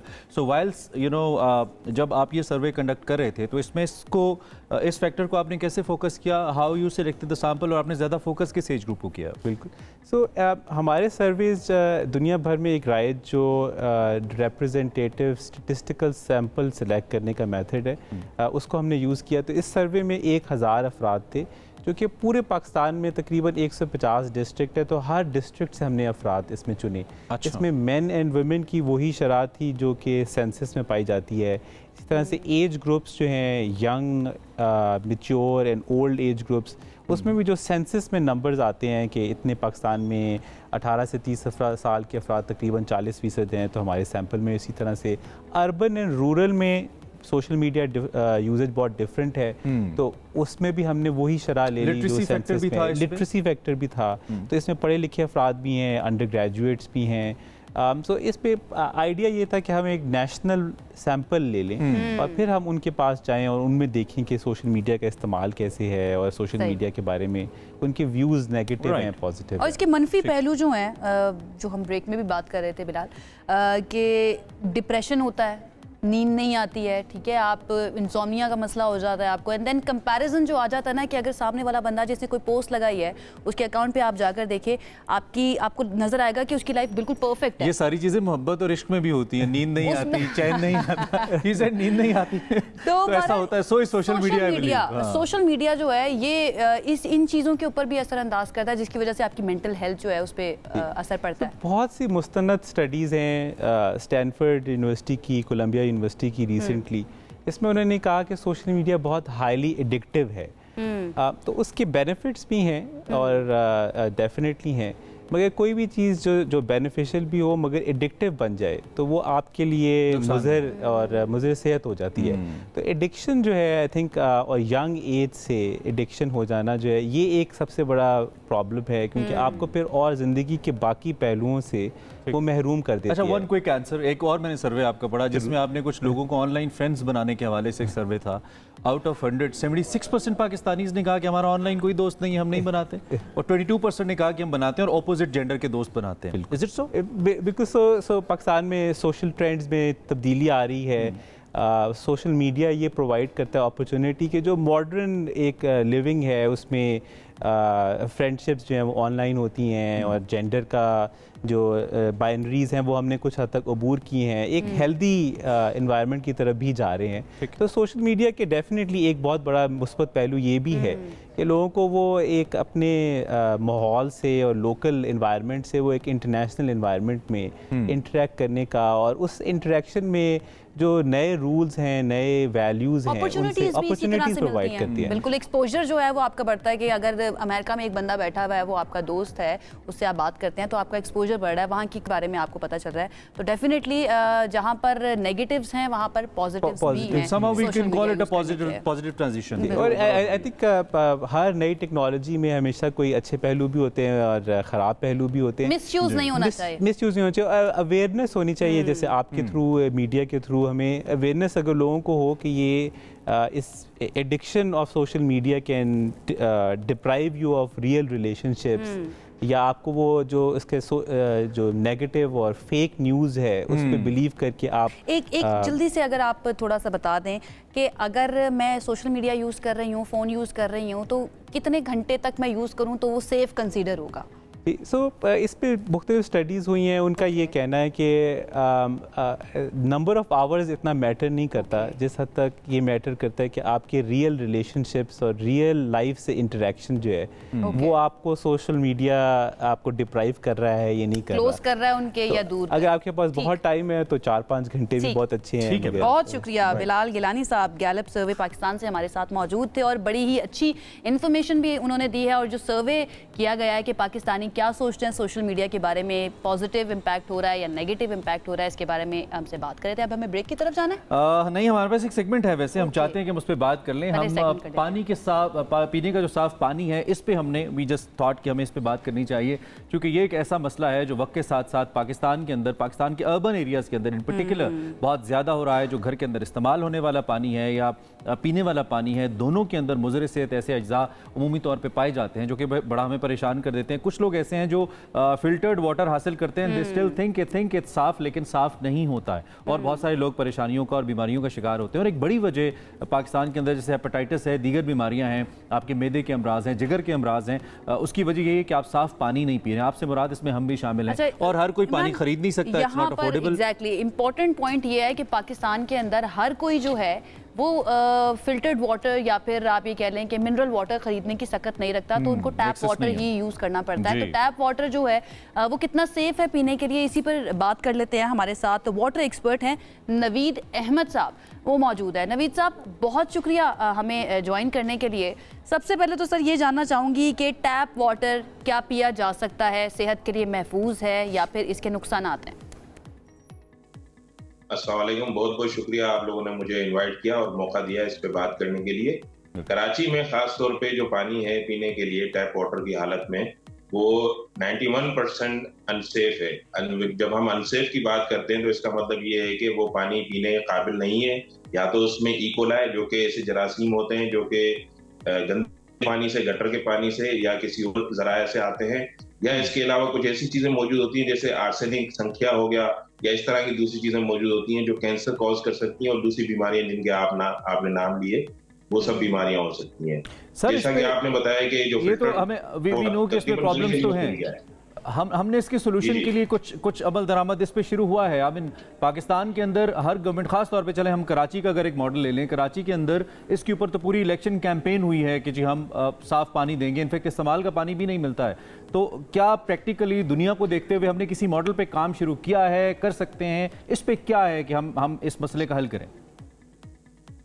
हाँ, इस मसले का जो हल है वो ये है कि आवाम खुद इस पे एक्शन ले, और एक तरीका होता है जिसको हम हाउस होल्ड मेथड कहते हैं या पॉइंट ऑफ यूज मेथड्स कहते हैं कि आवाम के पास कुछ ऐसे ऑप्शंस मौजूद हों जो मार्केट में अवेलेबल हों और उसको वो इस्तेमाल कर सकें। जैसे हमने फ्लड के दौरान कुछ किट्स प्रोवाइड की थी जिसमें हमने एलम यानी फिटकड़ी और उसके अलावा क्लोरिनेशन के लिए हमने क्लोरिनेशन सॉल्यूशन हर जगह मतलब बांटे थे मुख्तलिफ एरियाज में जहां जहां पर फ्लड अफेक्टेड थे।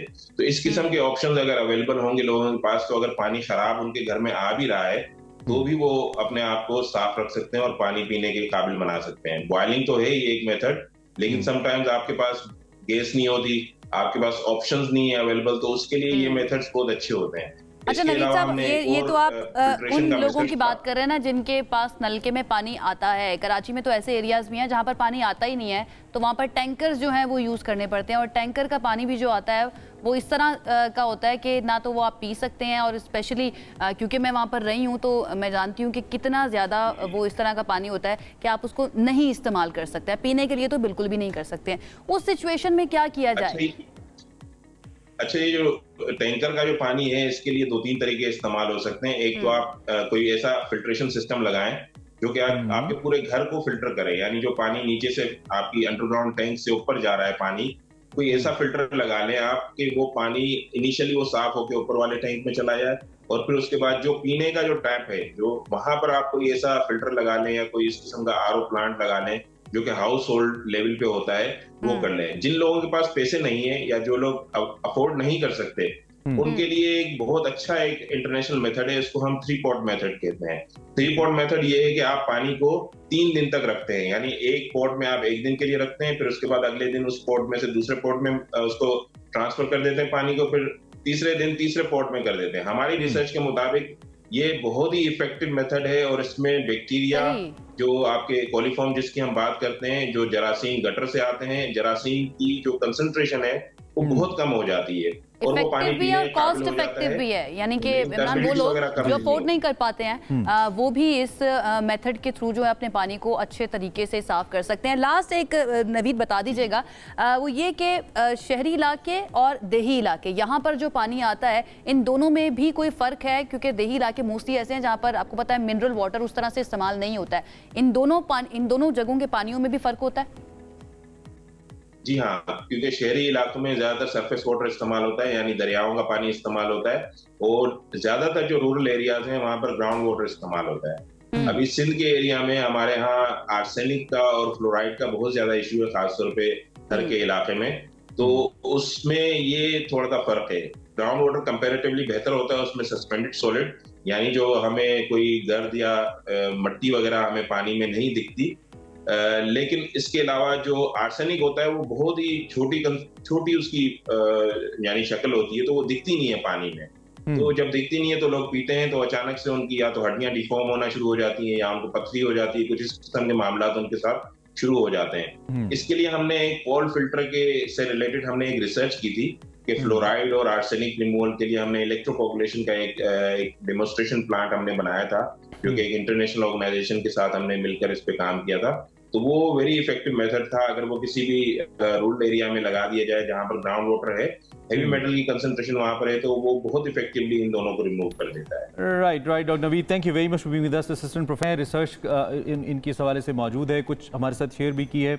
गांव के लोगों के लिए, रूरल एरियाज़ के लिए सबसे इंपॉर्टेंट बात इस टॉपिक एंड पे ये है कि हर पानी जो ज़मीन से निकल रहा है वो ड्रिंकेबल नहीं है, वो लाजमी नहीं है कि वो क्लीन हो, उसके ऊपर भी काम किया जाए, और ये बहुत बड़ा मसला है। आई थिंक इसको एक प्रायोरिटी के तौर पे देखा जाना चाहिए इन पाकिस्तान। बिल्कुल ऐसे ही है। एक ब्रेक का वक्त हुआ है, ब्रेक से जब वापस आएंगे तो आपने कहीं जाना नहीं है, क्योंकि अभी हमने आपकी और भी लोगों से मुलाकात करानी है जो पाकिस्तान का नाम रोशन कर रहे हैं और इसके साथ साथ कुछ ऐसे कंसर्निंग इश्यूज भी हैं जिनके ऊपर बात होना बहुत ज़्यादा ज़रूरी है। तो एक ब्रेक के बाद उन पर बात करेंगे। Stay with us, keep watching. Welcome back. सुबह से आगे में एक बार फिर आपको खुश आमदीद, इस उम्मीद के साथ कि हमारे साथ मौजूद हैं आप, हमारा साथ आपके साथ चल रहा है, दिन आपका अच्छा गुजर रहा है। अगर हम इसमें उसको कंट्रीब्यूट करने में कामयाब हो रहे हैं तो ज़बरदस्त, नहीं हो रहे तो हम कोशिश कर रहे हैं कि हो जाएं। इस वक्त जो मौजू आपके लिए हम at the top of the hour लेकर आए हैं, इट्स वेरी वेरी इंपॉर्टेंट। हम जब इस पर बात कर रहे थे और ख़ासतौर पर अपने इर्द गिर्द की भी सिचुएशन को जब हम देखते हैं तो यकीन जानिए खौफ आता है। पाकिस्तान समेत दुनिया भर में ऑलमोस्ट 1 मिलियन लोग ऐसे हैं जो किसी न किसी हवाले से सुसाइडल टेंडेंसीज़ का शिकार है, यानी कि उनका रुझान खुदकुशी की तरफ जा रहे हो। एक रिसर्च तो ये भी कहती है कि तकरीबन 7 लाख अफराद हर साल ऐसे हैं जो कि खुदकुशी कर लेते हैं। अब इसकी कुछ रीजंस भी होती होंगी, इसकी क्या रीजंस हैं, पाकिस्तान जैसी सोसाइटीज़ में क्या रीज़न है और वर्ल्ड वाइड इसकी क्या रीजंस हैं, इस पे बात करना बड़ा इंपॉर्टेंट है। इन पर्टिकुलर आयशा उन लोगों के लिए जो कि इस वक्त वो इस सिचुएशन से गुजर रहे हैं ज़हनी तनाव के, इसी हवाले से हमने कहा कि we should plan a segment और हम इसी पे बात करें। अब पाकिस्तान की अगर हम सिर्फ बात कर ले तो यहाँ पर चौथी बड़ी वजह है खुदकुशी नौजवानों के लिए, खासतौर पर यंगस्टर्स के लिए। इसकी वजूहात अगेन जो इमरान ने कहा कि क्या वजूहात हैं, इनको रोका कैसे जा सकता है, इसके ऊपर काम क्या क्या हो रहा है और हमारे जो एक्सपर्ट्स हैं उनका रोल कितना ज़्यादा इंपॉर्टेंट है, फैमिली फ्रेंड्स का जो रोल है वो कितना ज़्यादा इंपॉर्टेंट है इसको रोकने के लिए। इस पर बात कर रहे थे हमारे साथ माहिर नफ्सियात डॉक्टर अनिला मकसूद साहिबा ने हमें आज स्टूडियोज़ में ज्वाइन किया है। फातिमा जिन्ना वुमेन यूनिवर्सिटी में डायरेक्टर भी हैं, ये national centre for research on suicide prevention की। बहुत शुक्रिया डॉक्टर साहिबा, कैसी हैं आप? ठीक, थैंक यू, बिल्कुल ठीक ठाक। बड़ा इंपॉर्टेंट टॉपिक है डेफिनेटली। आपने 20 साल से ज़्यादा आपको हो चुका है टीचिंग में भी और रिसर्च के ऊपर भी। आपके जो मुख्तलिफ मकाले हैं वो इंटरनेशनल जर्नल्स में छपे हुए भी हैं, स्पेशली सुसाइड के बारे में। आपको सबसे पहले रीज़न क्या नज़र आती है कि एक इंसान जो है ऐसे क्या उसके ख्यालात होते हैं कि वो कहता है कि मरना मेरे लिए बेहतर है इस जीने से, इतना ज़्यादा वो क्या परेशान हो जाता है? आपने बहुत पर्टिनेंट इशू सेलेक्ट किया है और आई थिंक ये बहुत इम्पॉर्टेंट है कि लोगों में इसके बारे में आगाही हो, जो अवेयरनेस है वो बहुत इम्पॉर्टेंट है। जब भी हम एक्सट्रीम बिहेवियर्स की बात करते हैं, क्योंकि जनरली ये सारे इश्यूज हम मेंटल हेल्थ के अंडर, उसकी अम्ब्रेला के अंडर जो है वो डिस्कस कर रहे होते हैं। जब हम एक्सट्रीम बिहेवियर्स की बात करते हैं तो ऑफ कोर्स हमारा ये काम बीइंग रिसर्चर और being psychologist and mental health practitioner, हमारा ये काम होता है कि हम देखें कि ऐसा क्यों हो रहा है। There are lot of reasons. वो रीजंस चाहे आपकी पर्सनल लाइफ से इमर्ज हो, बीइंग मेल और फीमेल, आपके जेंडर, आपकी साइकोग्राफिक प्रोफाइल से इमर्ज हों, आपके सोशल फैक्टर्स से लेकर एनवायरमेंटल इश्यूज़, एडजस्टमेंट इश्यूज़, और वो इंडिविजुअल जो बहुत ज़्यादा कोप अप नहीं कर पाते। हम में से हर एक का जो स्ट्रेस को मैनेज करने का तरीका है वो हर एक का डिफरेंट है। जो स्ट्रेसर्स हैं हम सब के यूनिक हैं और कॉमन स्ट्रेसर्स भी हैं और हर एज ग्रुप के स्ट्रेसर्स डिफरेंट हैं। बहुत से लोग ऐसे हैं जो उन स्ट्रेसर्स से खुद नहीं निकल सकते, they do need specialised psychological help. और जहाँ पे उन्हें लगता है कि उनकी रिजिलियंस जो है वो कम होती जा रही है तो फिर ऐसे बिहेवियर आना शुरू हो जाते हैं। और जब हम इसकी कॉजल फैक्टर्स की बात करते हैं तो बेतहाशा कॉजल फैक्टर्स हैं, क्योंकि स्पेशली जब जो हमारी रिसर्च है, स्पेशली जिस सेंटर को मैं रिप्रेजेंट कर रही हूँ, national centre for research on suicide prevention, उसके हवाले से मैं आपको बताती चलूँ कि this is the first centre established in Pakistan and we are working in alliance with national and international organization. Pakistan Institute of Living and Learning, which is leading medical research center, उसकी collaboration से हमने ये बनाया था। University of Manchester and global leaders के साथ हम काम कर रहे हैं पूरी दुनिया में जो काम हो रहा है in order to identify risk and productive factors. It's a very good initiative, I believe. ऐसे होने चाहिए। मैं पूछना ही चाहता हूँ कि पाकिस्तान की सोसाइटी की अगर हम बात करें, वैसे तो आपने मल्टीपल रीजंस बताए, top of the line reason क्या है जिसकी वजह से लोग सुसाइडल अटेम्प्ट्स की तरफ जाते हैं, और एज ग्रुप कौन सा ऐसा जो ज़्यादा इस तरफ माइल है, उसकी क्या वजूहत है, ये भी बताइए। इमरान, उसमें ऐसा है कि जो आपके यंग पीपल है ना, एडोलेसेंस और स्पेशली एज ग्रुप जब आप देखते हैं 14 to 25, और फिर आप बल्कि ये ब्रैकेट अगर आप मज़ीद इंक्रीज़ करते हैं 35, 14 से 35 का जो ये यंग ग्रुप्स का, स्पेशली 14 से 25 जब आप कहते हैं, इसमें जो स्टैटिस्टिक्स हैं उसके मुताबिक, WHO की रिपोर्ट्स के मुताबिक और पाकिस्तान की लोकल स्टडीज़ के मुताबिक, suicide is the second leading cause of death. My goodness. और जब आप एज का स्पेक्ट्रम बढ़ा देते हैं, इंक्रीज कर देते हैं up to 64 years, then it becomes 9th at 9th level जो लीडिंग काज ऑफ डेथ है। और ये स्टैटिस्टिक्स आपको WHO की भी मिलेगी, आपको USA की जो उनके जो centre of disease prevention and control वहाँ पे भी ये स्टैटिस्टिक्स मिलेगी।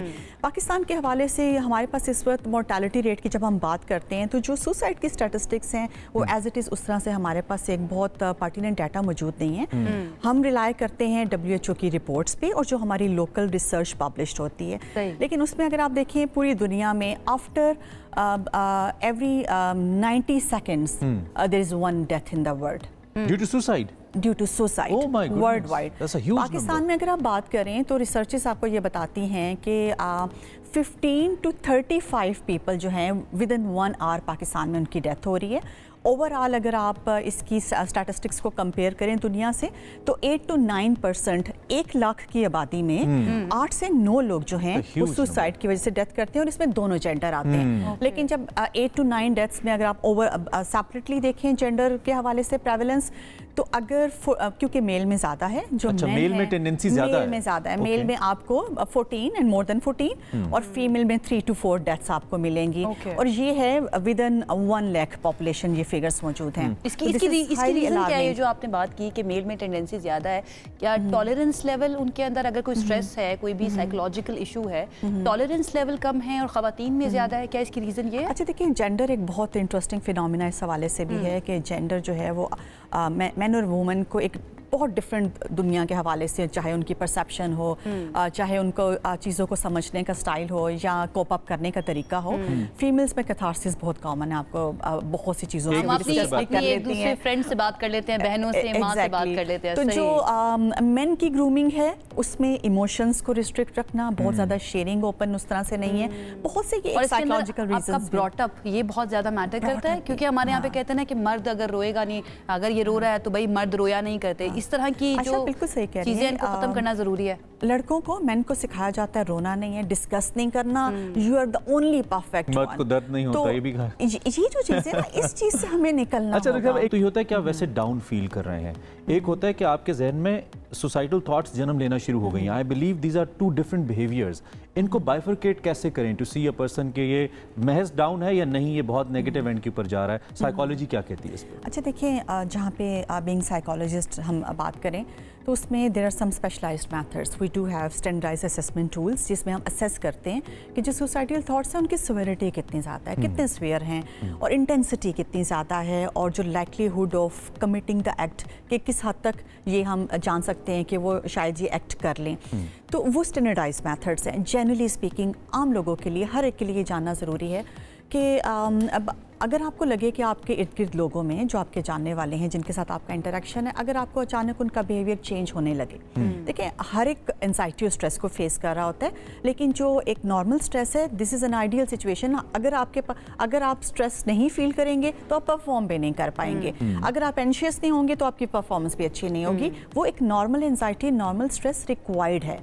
लेकिन जब वो एक्सेसिव हो जाता है बहुत अरसे तक, कुछ हफ्तों तक, वो इस तरह से वो आप उसको एक्सपीरियंस कर रहे होते हैं कि वो आपकी डेली लाइफ को इंटरफेयर कर रहा होता है और आपके रिलेशनशिप्स को इफेक्ट कर रहा होता है। स्पेशली हम जिस तरह से हमें पता चलता है जो ऑब्जर्वेबल इंडिकेटर्स हैं कि अगर आपको लगता है कि कोई शख्स अपने नॉर्मल रूटीन के बिहेवियर से बिल्कुल हट के बिहेव कर रहा है, उसका एक सडन विड्रॉल आ रहा है। बहुत सी सिचुएशन में वो सोशल एक्टिविटीज़ को नहीं अटेंड कर रहा, लोगों से मेल जोल उसका कम हो गया है और वो ज़्यादा लोनलीनेस की तरफ जा रहा है। बहुत से कॉन्टेक्चुअल फैक्टर्स भी होते हैं ना, जैसे कोई ट्रॉमा लाइफ में आ गया, कोई ब्रेकअप आ गया, कोई ऐसी चीज़ें जो कि आपके पर्सनल स्ट्रेसर्स हैं जिसकी वजह से आपको लगता है कि लोगों का बिहेवियर चेंज हो गया, कोई डेथ ऑफ क्लोज रिलेटिव्स जिससे उन इफेक्ट आ रहा है आप पे, या जो भी रीजंस हैं।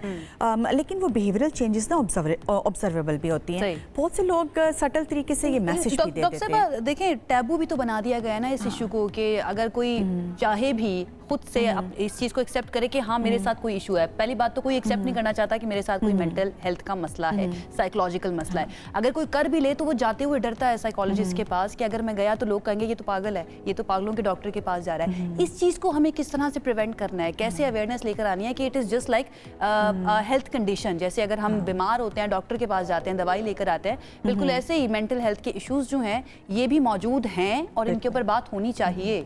आशा आपने बिल्कुल सही कहा है, जो स्टिग्मा एसोसिएटेड है वो तो है।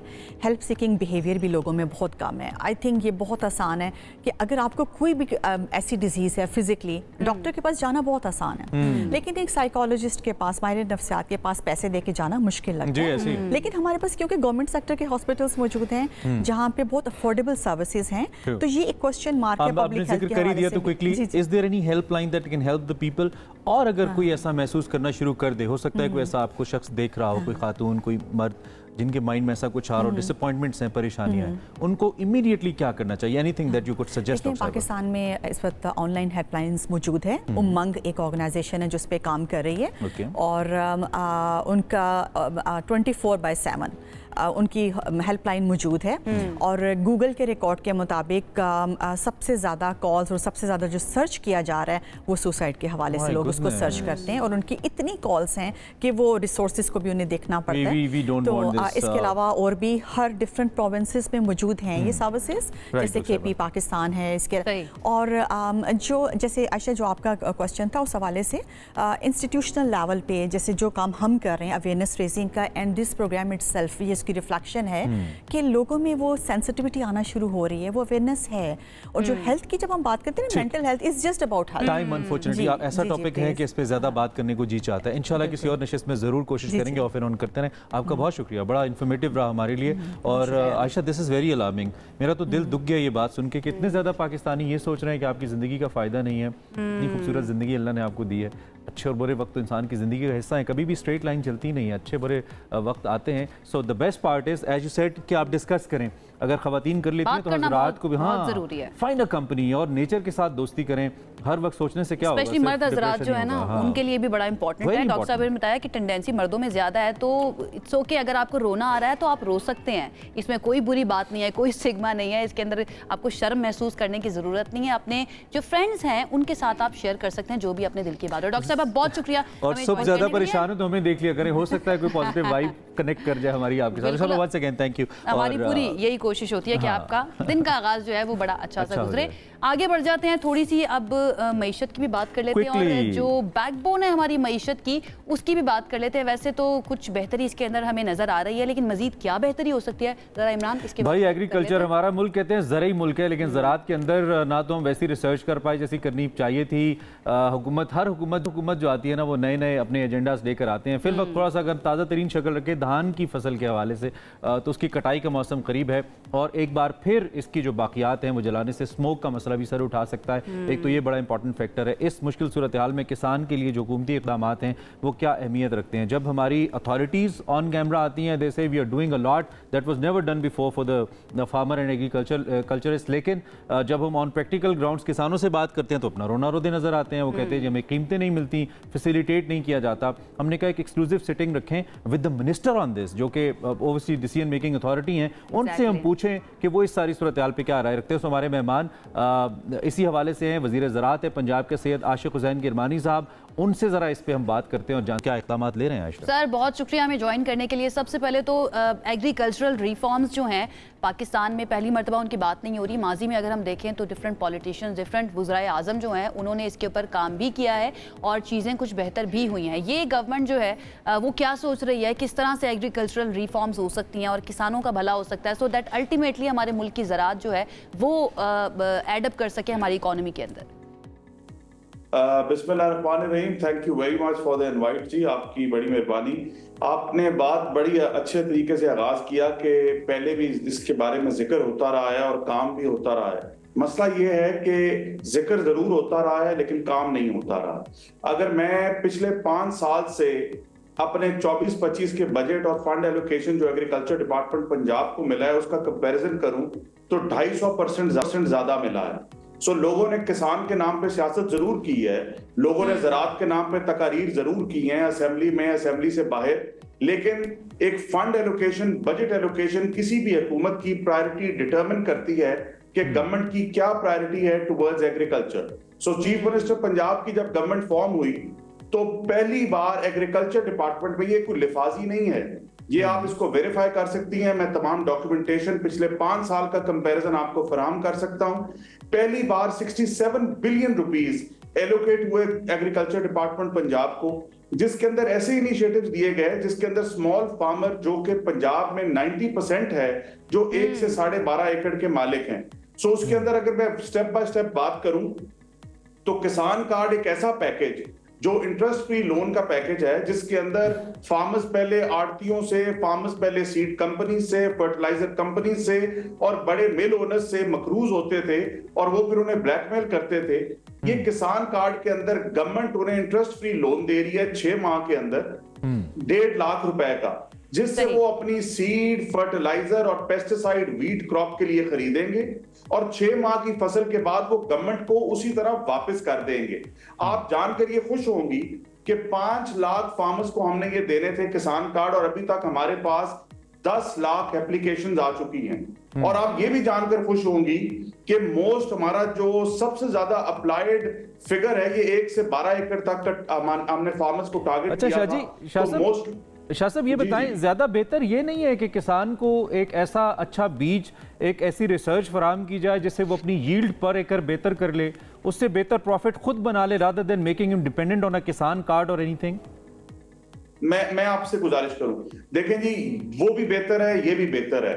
अनफॉर्चुनेटली मुझे इसमें कोई शर्म नहीं है कि लोगों ने जिस तरह मैंने स्टार्ट किया कि बातें की हैं और इतना काम खराब है कि आप इसमें जितना काम करें, जितना काम करेंगे उतना कम है। सो हमने इंशाल्लाह किक स्टार्ट लिया। आपने जो बात की है सीड की, देखें सीड किसी भी फार्मर के लिए बुनियादी हक है। एक पहलू है ज़राअत का, सब्सिडी, लोन और सपोर्ट का, जो इस प्रेजेंट प्रोविंशियल गवर्नमेंट से बेहतर पंजाब में ना पहले किसी ने की है और ना कोई मेरा ख्याल है कर सकता है। दूसरा पहलू है रिसर्च का, जिसके अंदर सीड आता है। तीसरा पहलू है मार्केटिंग का। अब अगर आपने बात की सीड की, अनफॉर्चुनेटली हम अभी भी उस सीड को लेके चले हुए हैं। चाहे अगर आप कॉर्न की बात करें तो अभी पाकिस्तान में हाइब्रिड की वो वैरायटी चल रही है जो दुनिया ने हाइब्रिड छोड़े हुए 10 साल 20 साल हो गए। दुनिया जीएमओ पे पहुंच गई है। अब दुनिया जीएमओ की जीन एडिटिंग पे पहुंच गई है। हम अभी भी हाइब्रिड का वही कॉर्न का सीड लेकर चले हुए हैं। तो शाह जी लेके आए ना, आप तो आप वजीर हैं, लेके आए ना ये सीड, क्यों नहीं लेके आ रहे? रिसर्च सेंटर्स को एक्टिव क्यों नहीं कर रहे आप? मैं आपको पहले थोड़ी सी बात बता के फिर अगली बात बताता हूं। अगर आप कॉटन की बात करें तो कॉटन के अंदर जीएमओ सीड हम पिछले 20 साल से इस्तेमाल कर रहे हैं। जीएमओ के ऊपर सबसे बड़ा क्रिटिसिज्म है कि जनाब ये हेल्थ को मुतासिर करता है। 20 साल से कॉटन का जीएमओ आप सीड यूज कर रहे हैं, लेकिन अनफॉर्चुनेटली वो वैरायटी जो आप यूज कर रहे हैं वो जीएमओ दुनिया के अंदर 4 वैरायटीज पीछे है। सो चीफ मिनिस्टर के आगे हमने सीड पॉलिसी पूरी रखी है, जिसके अंदर ये पंजाब इनिशिएटिव लेगा, because Punjab is the food basket of Pakistan. और पंजाब इसमें ये फेडरल गवर्नमेंट से इस पे बैठ के बात करेगा कि हमें सीड पॉलिसी के अंदर फेडरल गवर्नमेंट पूरा सपोर्ट करे, बिकॉज सीड जो पॉलिसी है it lies with the federal government. But Punjab government इस बात को कह के पीछे नहीं हटेगी। इंशाल्लाह ताला Punjab government is working on it और इंशाल्लाह हमें खुशी भी है आशिक हुसैन साहब, हमें बड़ी खुशी भी है कि इस सिलसिले में आपकी गवर्नमेंट जो है वो काम भी कर रही है। एक और अहम इशू की भी बात कर लेते हैं, जो कि अब मौसम क्योंकि तब्दील हो रहा है और पाकिस्तान का बहुत बड़ा मसला बनता जा रहा है स्मॉग का।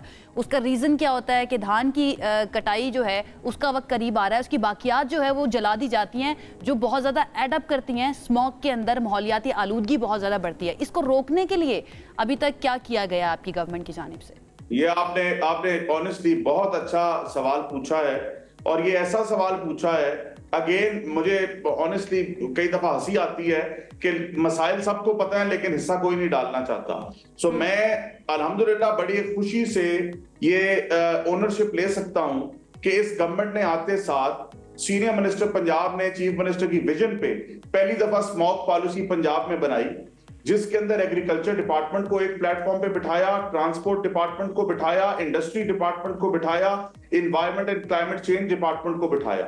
चारों डिपार्टमेंट्स ने बैठ के आज से 4 माह पहले स्मॉग पॉलिसी बनाई, अपने अपने हिस्से के काम अपने जिम्मे लिए।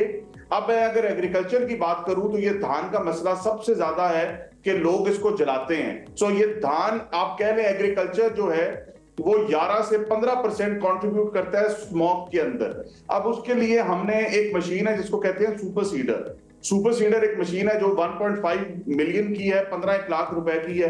चीफ मिनिस्टर पंजाब ने उस सुपर सीडर के ऊपर सब्सिडी दी है। हमने अगले 2 साल के अंदर 5000 सुपर सीडर 60-40 की सब्सिडी पर देने हैं। 60-40 पंजाब गवर्नमेंट भरेगी, 40% फार्मर भरेगा। उस सुपर सीडर से ये होगा कि फार्मर का जो स्ट्रॉ खड़ा है फील्ड में उसको जलाना नहीं पड़ेगा, वो ऑटोमेटिकली उसी मशीन से चॉप भी हो जाएगा, उसी मशीन से जमीन लेवल भी हो जाएगी और उसी मशीन से गंदम का दाना भी सो हो जाएगा और खाद भी डाल जाएगी। कर्जे भी दिए जाएंगे उसको, उस मशीन को खरीदने के लिए कर्जों में आसानियां भी की जाएंगी? नहीं, उसके लिए मैं गुजारिश करूं, उसके लिए हम कर रहे हैं सब्सिडी। सो 60-40 सब्सिडी है, जिसके अंदर हम 1000 सुपर सीडर अब हम देने जा रहे हैं अगले, मेरा ख्याल है इन द नेक्स्ट वीक। ठीक है। अब सबसे अच्छी बात हुई कि अगर ये फोकस में है, लेकिन इसमें एक बड़ा इंपॉर्टेंट मसला इंडियन पंजाब का भी है, क्योंकि हमारा बॉर्डर जुड़ा हुआ है और बहुत ज्यादा इंपैक्ट इंडियन पंजाब की फसलों का पाकिस्तानी पंजाब या लाहौर के अंदर आता है, या जो मुल्का इलाके हैं उसको ओब्वियसली हम नहीं कंट्रोल कर सकते। लेकिन इस पे हमेशा इससे पहले भी बात हुई है कि there should be a mechanism, cross border mechanism, जिसमें दोनों तरफ से बात हो, उधर का पंजाब की गवर्नमेंट, यहाँ के पंजाब की गवर्नमेंट। क्या ऐसा कोई मैकेनिज्म बनाया है आपने कि आप तो रोक लें, लेकिन जो उधर से स्मोक आएगा उसको हम कैसे रोकेंगे, क्योंकि वो तो ओब्वियसली बॉर्डर से वो तो देखें एक लंबा सिलसिला है उनके साथ बात करना, लेकिन अगर आप प्रॉब्लम आइडेंटिफाई करें और फिर वही प्रॉब्लम किसी और के सर डाल जाए और खुद उससे स्मूथली बाहर निकल जाए, ये तो कोई तरीका नहीं है। देखें जो हमारे पंजाब का प्रॉब्लम पिछले है, साल आप ही की गवर्नमेंट, आपकी government, I am not remember, but ये पिछले साल ऑफिशियल्स कहते रहे कि जी हमारी तरफ से नहीं है, इंडियन पंजाब में फसलें जल रही हैं, उसका इम्पैक्ट इधर आता है। ये लोग कहते रहे हैं, दैट्स बीन एन एक्सक्यूज। सो इस वजह से मैंने पूछा कि कोई मैकेनिज्म हो जाए जो दोनों ममालिक के लिए अच्छा है। मैं गुजारिश करूं, पिछले साल एक तो हमारी गवर्नमेंट नहीं थी, हमारी गवर्नमेंट को आए हुए 6 माह हुए हैं। सो हमारी गवर्नमेंट ने जब 6 माह में आई है तो हमने अपना एक मैकेनिज्म जरूर तैयार किया है, जो कि हमारे पंजाब के अंदर इंशाल्लाह ताला हम ओवर द पीरियड, अगर यही तरीकेकार अगर कंस्ट्रक्शन साइट्स पर देखें तो बहुत सारे नए रूल्स इंप्लीमेंट हुए हैं इंडस्ट्रीज के अंदर। आपको पता है कि ये अब ऑफ एग्रीकल्चर से हटकर ये अगर स्मॉग पॉलिसी को देखें तो 6 माह के अंदर इतने जो ब्रिक के भट्टे हैं इतने ज्यादा गिरे नहीं है जितने पिछले 20 साल में नहीं गिरे होंगे। वो सारे अब जिगजैग मैनर पर चल रहे हैं व्हाइट धुएं के साथ। सो काम हो रहा है, पॉलिसी बनी है, पहली बार 5-6 महकमों को इकट्ठा करके बिठाया है कि आए बैठे सर जोड़े अपना जिम्मा उठाएं और इसकी तरफ चढ़ें। बहुत अच्छी बात है, ये बहुत अच्छी बात है आशिक हुसैन साहब कि इसके ऊपर काम हो रहा है और पॉलिसीज बन भी रही हैं। आई होप कि पॉलिसीज का तसलसल जो है इसी तरह से चलता भी रहे, क्योंकि हम देखते ही हैं कि एक गवर्नमेंट आकर पॉलिसी बनाती है, उसके बाद जब दूसरी गवर्नमेंट आती है सबसे पहला काम उनका ये होता है कि पिछली गवर्नमेंट की पॉलिसीज जो है ना उनको खत्म किया जाए। एक और जो प्रोग्राम है उसके बारे में जरा बता दीजिए, ग्रीन ट्रैक्टर प्रोग्राम, ये किसानों के लिए बनाया गया है और आपकी गवर्नमेंट की जानिब से इसके ऊपर क्या काम हो रहा है और क्या आसानियां की जाएंगी किसानों के लिए इसमें? मैं आपसे गुजारिश करूंगी, ग्रीन ट्रैक्टर प्रोग्राम पहले भी शहबाज शरीफ साहब के टाइम पे ये स्कीम्स चलती रही हैं, जहां पे फार्मर्स को फैसिलिटेट किया जाता था ग्रीन ट्रैक्टर्स देके, उसके अंदर सब्सिडी होती थी। लेकिन ये पहली बार है कि 1 साल के अंदर हम 9,500 ट्रैक्टर देने जा रहे हैं। इतना बड़ा नंबर पहले कभी भी पंजाब गवर्नमेंट ने नहीं दिया। उसके साथ ये भी पहली बार है कि हर ट्रैक्टर पे पंजाब गवर्नमेंट 1 मिलियन 10 लाख रुपए का सब्सिडी देगी। सो 10 लाख रुपए पंजाब गवर्नमेंट भरेगी और बाकी पैसे फार्मर की चॉइस है कि वो कितना लेता है। और उसके आखिरी बात कि ट्रैक्टर्स के अंदर कभी भी आप देखेंगे कि ट्रैक्टर्स मोस्टली अनरजिस्टर्ड होंगे। सो अब हम फार्मर्स को जो ट्रैक्टर डिलीवर करेंगे वो ना सिर्फ रजिस्टर्ड होंगे बल्कि उसकी एक अपनी सीरीज होगी। बिल्कुल ठीक है। वैसे आई स्टिल बिलीव ये आपकी नीयत पे हमें कोई शक नहीं है, अल्लाह करे इसके रिजल्ट्स आए, बट आई स्टिल बिलीव कि अगर ये रिसोर्सेज रिसर्च की तरफ डाइवर्ट की जाएं, एग्रीकल्चर यूनिवर्सिटीज़ की तरफ और जो हमारे नौजवान हैं उनकी टेंडेंसी टुवर्ड्स एग्रीकल्चर बढ़ाई जाए तो इसके ज़्यादा लॉन्ग टर्म और बेहतर रिजल्ट्स आएंगे रादर देन एडिंग कुछ पैसे या सब्सिडीज। आखिरी बात का 5 सेकंड में जवाब दूंगा। आखिरी बात का 5 सेकंड में अगर इजाजत दे, आपने जो कहा नौजवानों की टेंडेंसी, हर साल 3000 ग्रेजुएट होते हैं ज़राई यूनिवर्सिटी से। हमने 1000 नौजवानों को इंटर्नशिप पे रखा है जिनको फील्ड एक्सपर्टीज हम देंगे 60,000 रुपीज राइट। आपसे इंशाल्लाह कोशिश करेंगे कोई और निश्चित तो जरूर इन डिटेल्स जाने the initiative that you have already taken. चूंकि कुछ चीजें जो हम ऑब्जर्व करते हैं, एग्रीकल्चर हमारा एक्चुअली फील्ड नहीं है, the generic info that we have उसको लेकर आपसे बात करें, कोशिश करें कि जरा कुछ रिप्रेजेंटेशन किसानों की भी आ जाए ताकि आने वाले वक्त में हम उस पर जरा बेहतर मजीद बात कर सके। बहरहाल वी ट्राइड कि कुछ इंपॉर्टेंट नुकात है उस पर हम डिस्कस कर सकें। This was minister agriculture Punjab with us. Break लेनी है हमें, ब्रेक से वापस आएंगे तो कुछ दीगर मेहमान हमारे साथ होंगे। पाकिस्तान की जो पॉलिटिक्स है उसके ऊपर भी थोड़ी सी जरा बात कर लेंगे कि क्या चल रहा है, क्या करने की कोशिश की जा रही है और क्या क्या प्रॉब्लम्स आ रही हैं इस वक्त पॉलिटिशियंस को, वो जो करना चाह रहे हैं उसके अंदर। एक ब्रेक के बाद इस पे बात करेंगे। Stay with us. Coming back.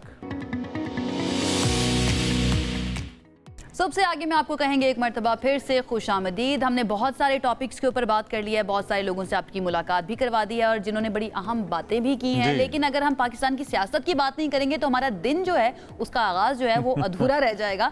तो एक मरतबा फिर पाकिस्तान का सियासी मंजरनामा जो है, वैसे तो हर रोज़ ही हम देखते हैं, सुबह उठ के देखते हैं एक नई चीज़ जो है वो सामने आई हुई होती है, लेकिन कोई अच्छी खबर नहीं, आईनी तरमीम जो है उसके ऊपर बातें एक मरतबा फिर से जोर पकड़ती दिखाई दे रही है। वैसे कोशिश की गई थी एक दो हफ्ते पहले, आपने सबसे ऐसा शायरी का वो छेड़ा है ना, मेरे जहन में वो आ रहा है, कोई उम्मीद बर नहीं आती, कोई सूरत नजर नहीं, फिर मेरे जहन में वो चल रहा है। अब आप हुकूमत और उसकी तादी जमातें जो हैं वो पूरी कोशिश कर रही हैं कि वो आईनी तरमीम कर लें, एक आईनी अदालत बनाने की बात भी की जा रही है, लेकिन अब चेयरमैन पीपल्स पार्टी बिलावल भुट्टो जरदारी साहब जो हैं वो आगे आ गए हैं। उन्होंने बेड़ा उठा लिया है कि ये हमने करवा के ही रहना है। वो कहते हैं कि 2/3 अक्सरियत हमें मिल ही जाएगी, जल्दी मिल जाएगी, और जैसे ही वो होती है, मिल जाती है, तो वो पार्लियामेंट में ये बिल पेश करेंगे और आईनी तरमीम हो जाएगी। बिलावल साहब पेश करेंगे, हेडलाइन हाँ बिलावल साहब पेश करेंगे। वो कहते हैं कि आईनी तरमीम के हवाले से जो जल्दबाजी की बातें करने वाले हैं दरअसल आइन साजी को सबटाज करने की कोशिश कर रहे हैं। साथ साथ उन्होंने नाक़दीन को भी मुखातिब करते हुए कहा कि अगर आज ये काम नहीं करेंगे तो फिर कब करेंगे।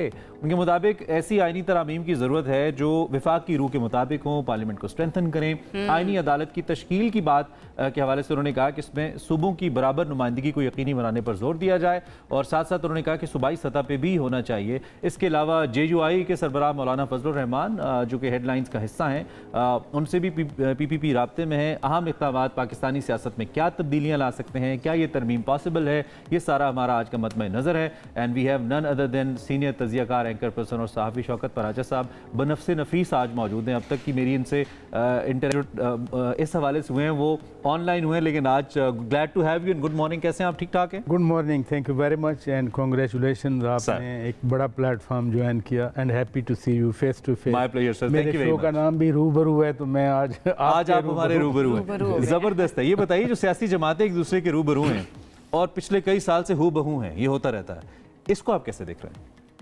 अब भी शायरी में बात कर रहे थे तो वो है ना, कई बार चमन महका कई बार बाहर आई। तो ये पाकिस्तान की पॉलिटिक्स में ये इस तरह की जो हाइप है वो आती रहती है। 90s में बहुत ज़्यादा हाइप थी, फिर जनरल परवेज़ मुशर्रफ के दौर में बहुत ज़्यादा हाइप थी। एक्चुअली जो आईनी अदालत की आप बात कर रहे हैं, आईनी तरामीम के हवाले से जो बिलावल भुट्टो जरदारी कर रहे हैं, इसको please don't mix miss Ayesha कि ये कोई आज की डेवलपमेंट है। 2006 में पीपल्स पार्टी और नून लीग ने ये चार्टर ऑफ डेमोक्रेसी में ये प्रोविज़न दी थी कि हम एक आईनी अदालत बनाएंगे। मैं खुद हैरान होता हूँ, कुछ लोग आज के कॉन्टेक्स्ट में इसको कहते हैं कि नहीं, ये पता नहीं क्या मोटिव्स हैं आईनी अदालत पे।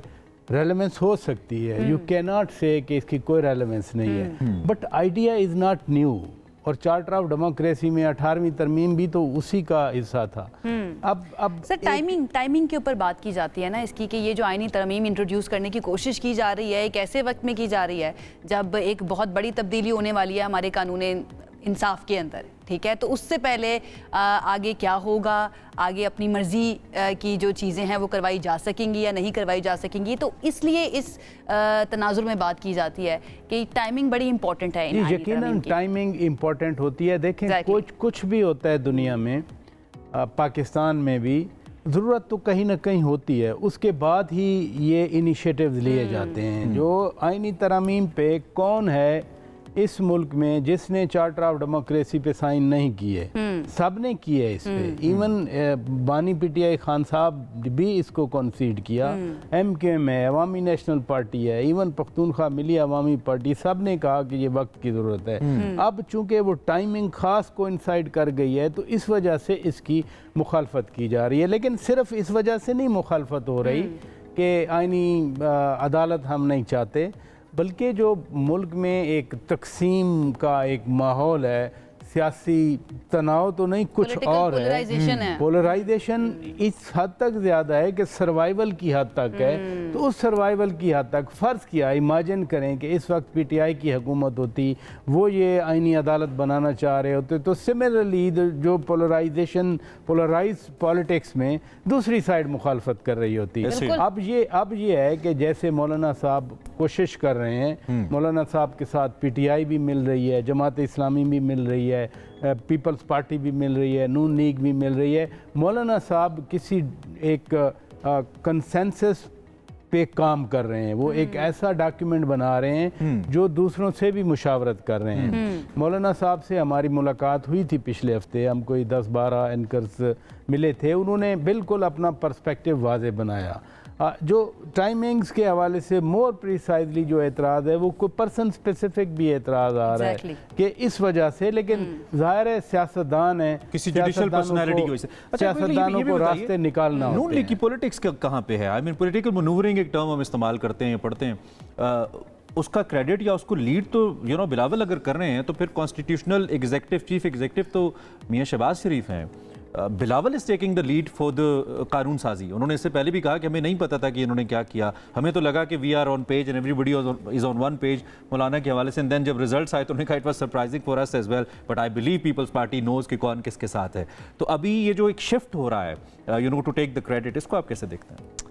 बिलावल भुट्टो जरदारी ने खुद कहा कि ये वाली चीज़ें हमारी मजबूरी भी है और हमारे लिए ज़रूरी भी है। अब मजबूरी इसलिए कि ये उनकी मदर मोहतरमा बेनज़ीर भुट्टो शहीद का ख्वाब था।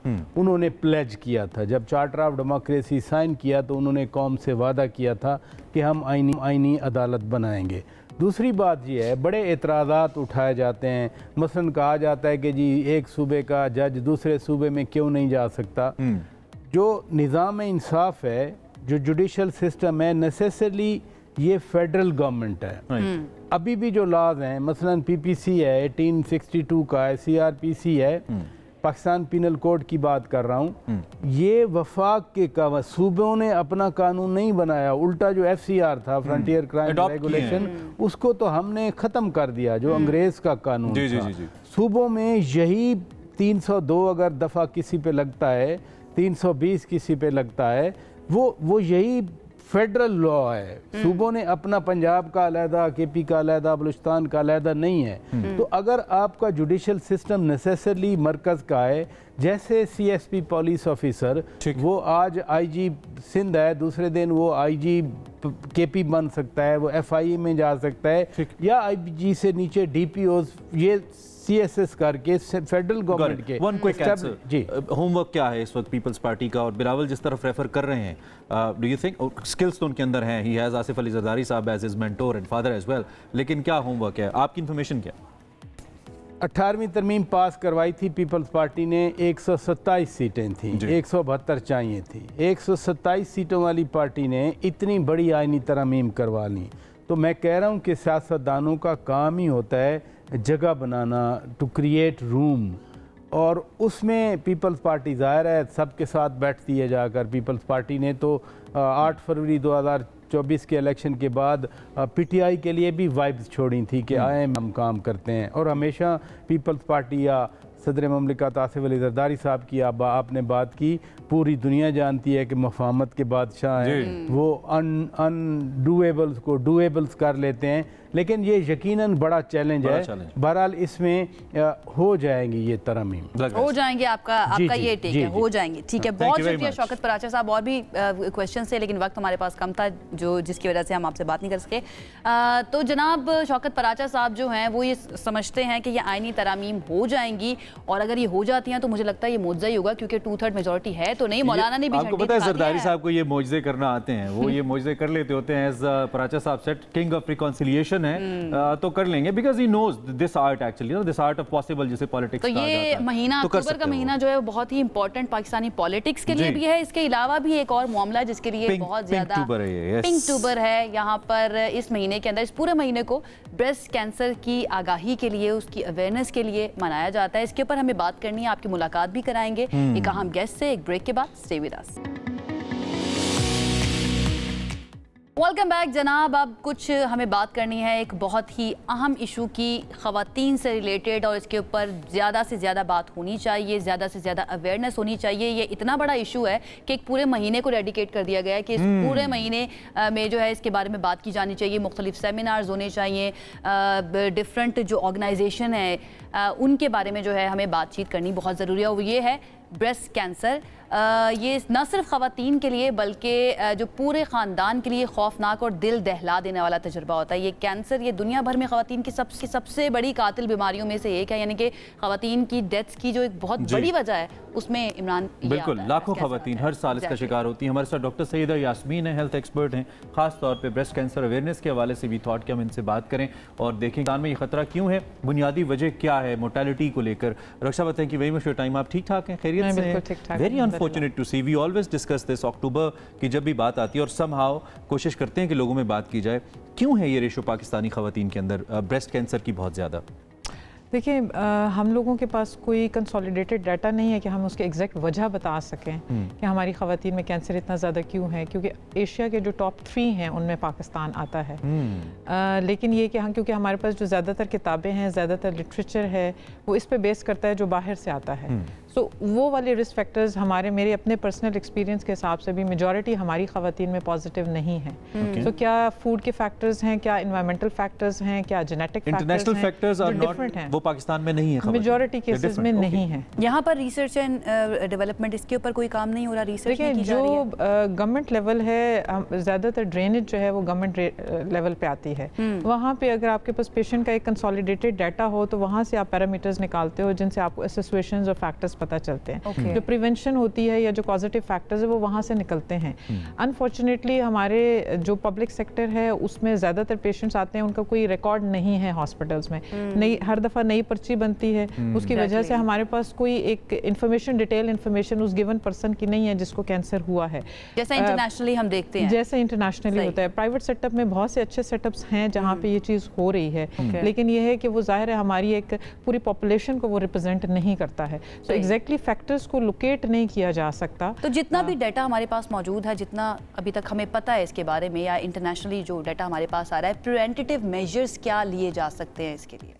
देखिए, कुछ चीज़ें हैं जो कि रिस्क्स में आती हैं। मिसाल के तौर पे जो शादी ना होना, बच्चे ना होना, बच्चों को दूध ना पिलाना, या बच्चों में वक्फे के लिए अगर आप 5-6 साल से ज़्यादा आप दवाइयाँ इस्तेमाल करते हैं ओरल फॉर्म में, वो आपके रिस्क को बढ़ाता है। इसी तरह वो ये सब चीज़ें ब्रेस्ट कैंसर के रिस्क को बढ़ाती हैं। इसके अलावा जो फैमिलीज़ हैं जिनमें कैंसर है, तो फैमिली में होना एक, वो ना सिर्फ ख़वातीन बल्कि मर्दों में भी ब्रेस्ट कैंसर के रिस्क को बढ़ाता है। अच्छा। तो ये और इस तरह के फैक्टर्स जिस तरह ओबेसिटी है, वज़न की बहुत ज़्यादा बढ़ोतरी है, स्मोकर्स हैं, डिफरेंट किस्म के ड्रग्स हैं, सो ये रिस्क फैक्टर्स डेफिनेटली हमारी जगहों पे मेंशन्ड हैं और कुछ हद तक हमारी ख़वातीन में भी कहीं कहीं पे हैं। लेकिन हमारी बहुत बड़ी तादाद age group in females in particular, वो कौन सा है जिसमें ये ज़्यादा इसके चांसेस होते हैं कि ये हो सकता है ब्रेस्ट कैंसर? देखिए, 50 से ऊपर ब्रेस्ट कैंसर ज़्यादा है। अच्छा। लेकिन हमारी पॉपुलेशन में एक बहुत बड़ी तादाद जो है वो 35 से 50 के दरमियान भी आती है। तो जो बाहर की जितने भी स्क्रीनिंग के टूल्स हैं वो मेनली 40 या 50 से ऊपर स्टार्ट होते हैं, लेकिन हम लोग अपनी प्रैक्टिस में ये देखते हैं कि बहुत यंग ख़वातीन में भी बहुत ज़्यादा है कैंसर। तो वही बात है कि इसमें हमारे क्या जेनेटिक फैक्टर्स हैं, रेशियल फैक्टर्स हैं, हमें एग्जैक्टली प्रिसाइजली नहीं पता जिसको हम आइडेंटिफाई कर सके कि हाँ these are problems are there और हमें इनको कुछ करना इसके बारे में ये भी कहा जाता है कि अर्ली इसका डायग्नोसिस हो जाए तो इसको जो डेथ है उससे प्रिवेंट किया जा सकता है।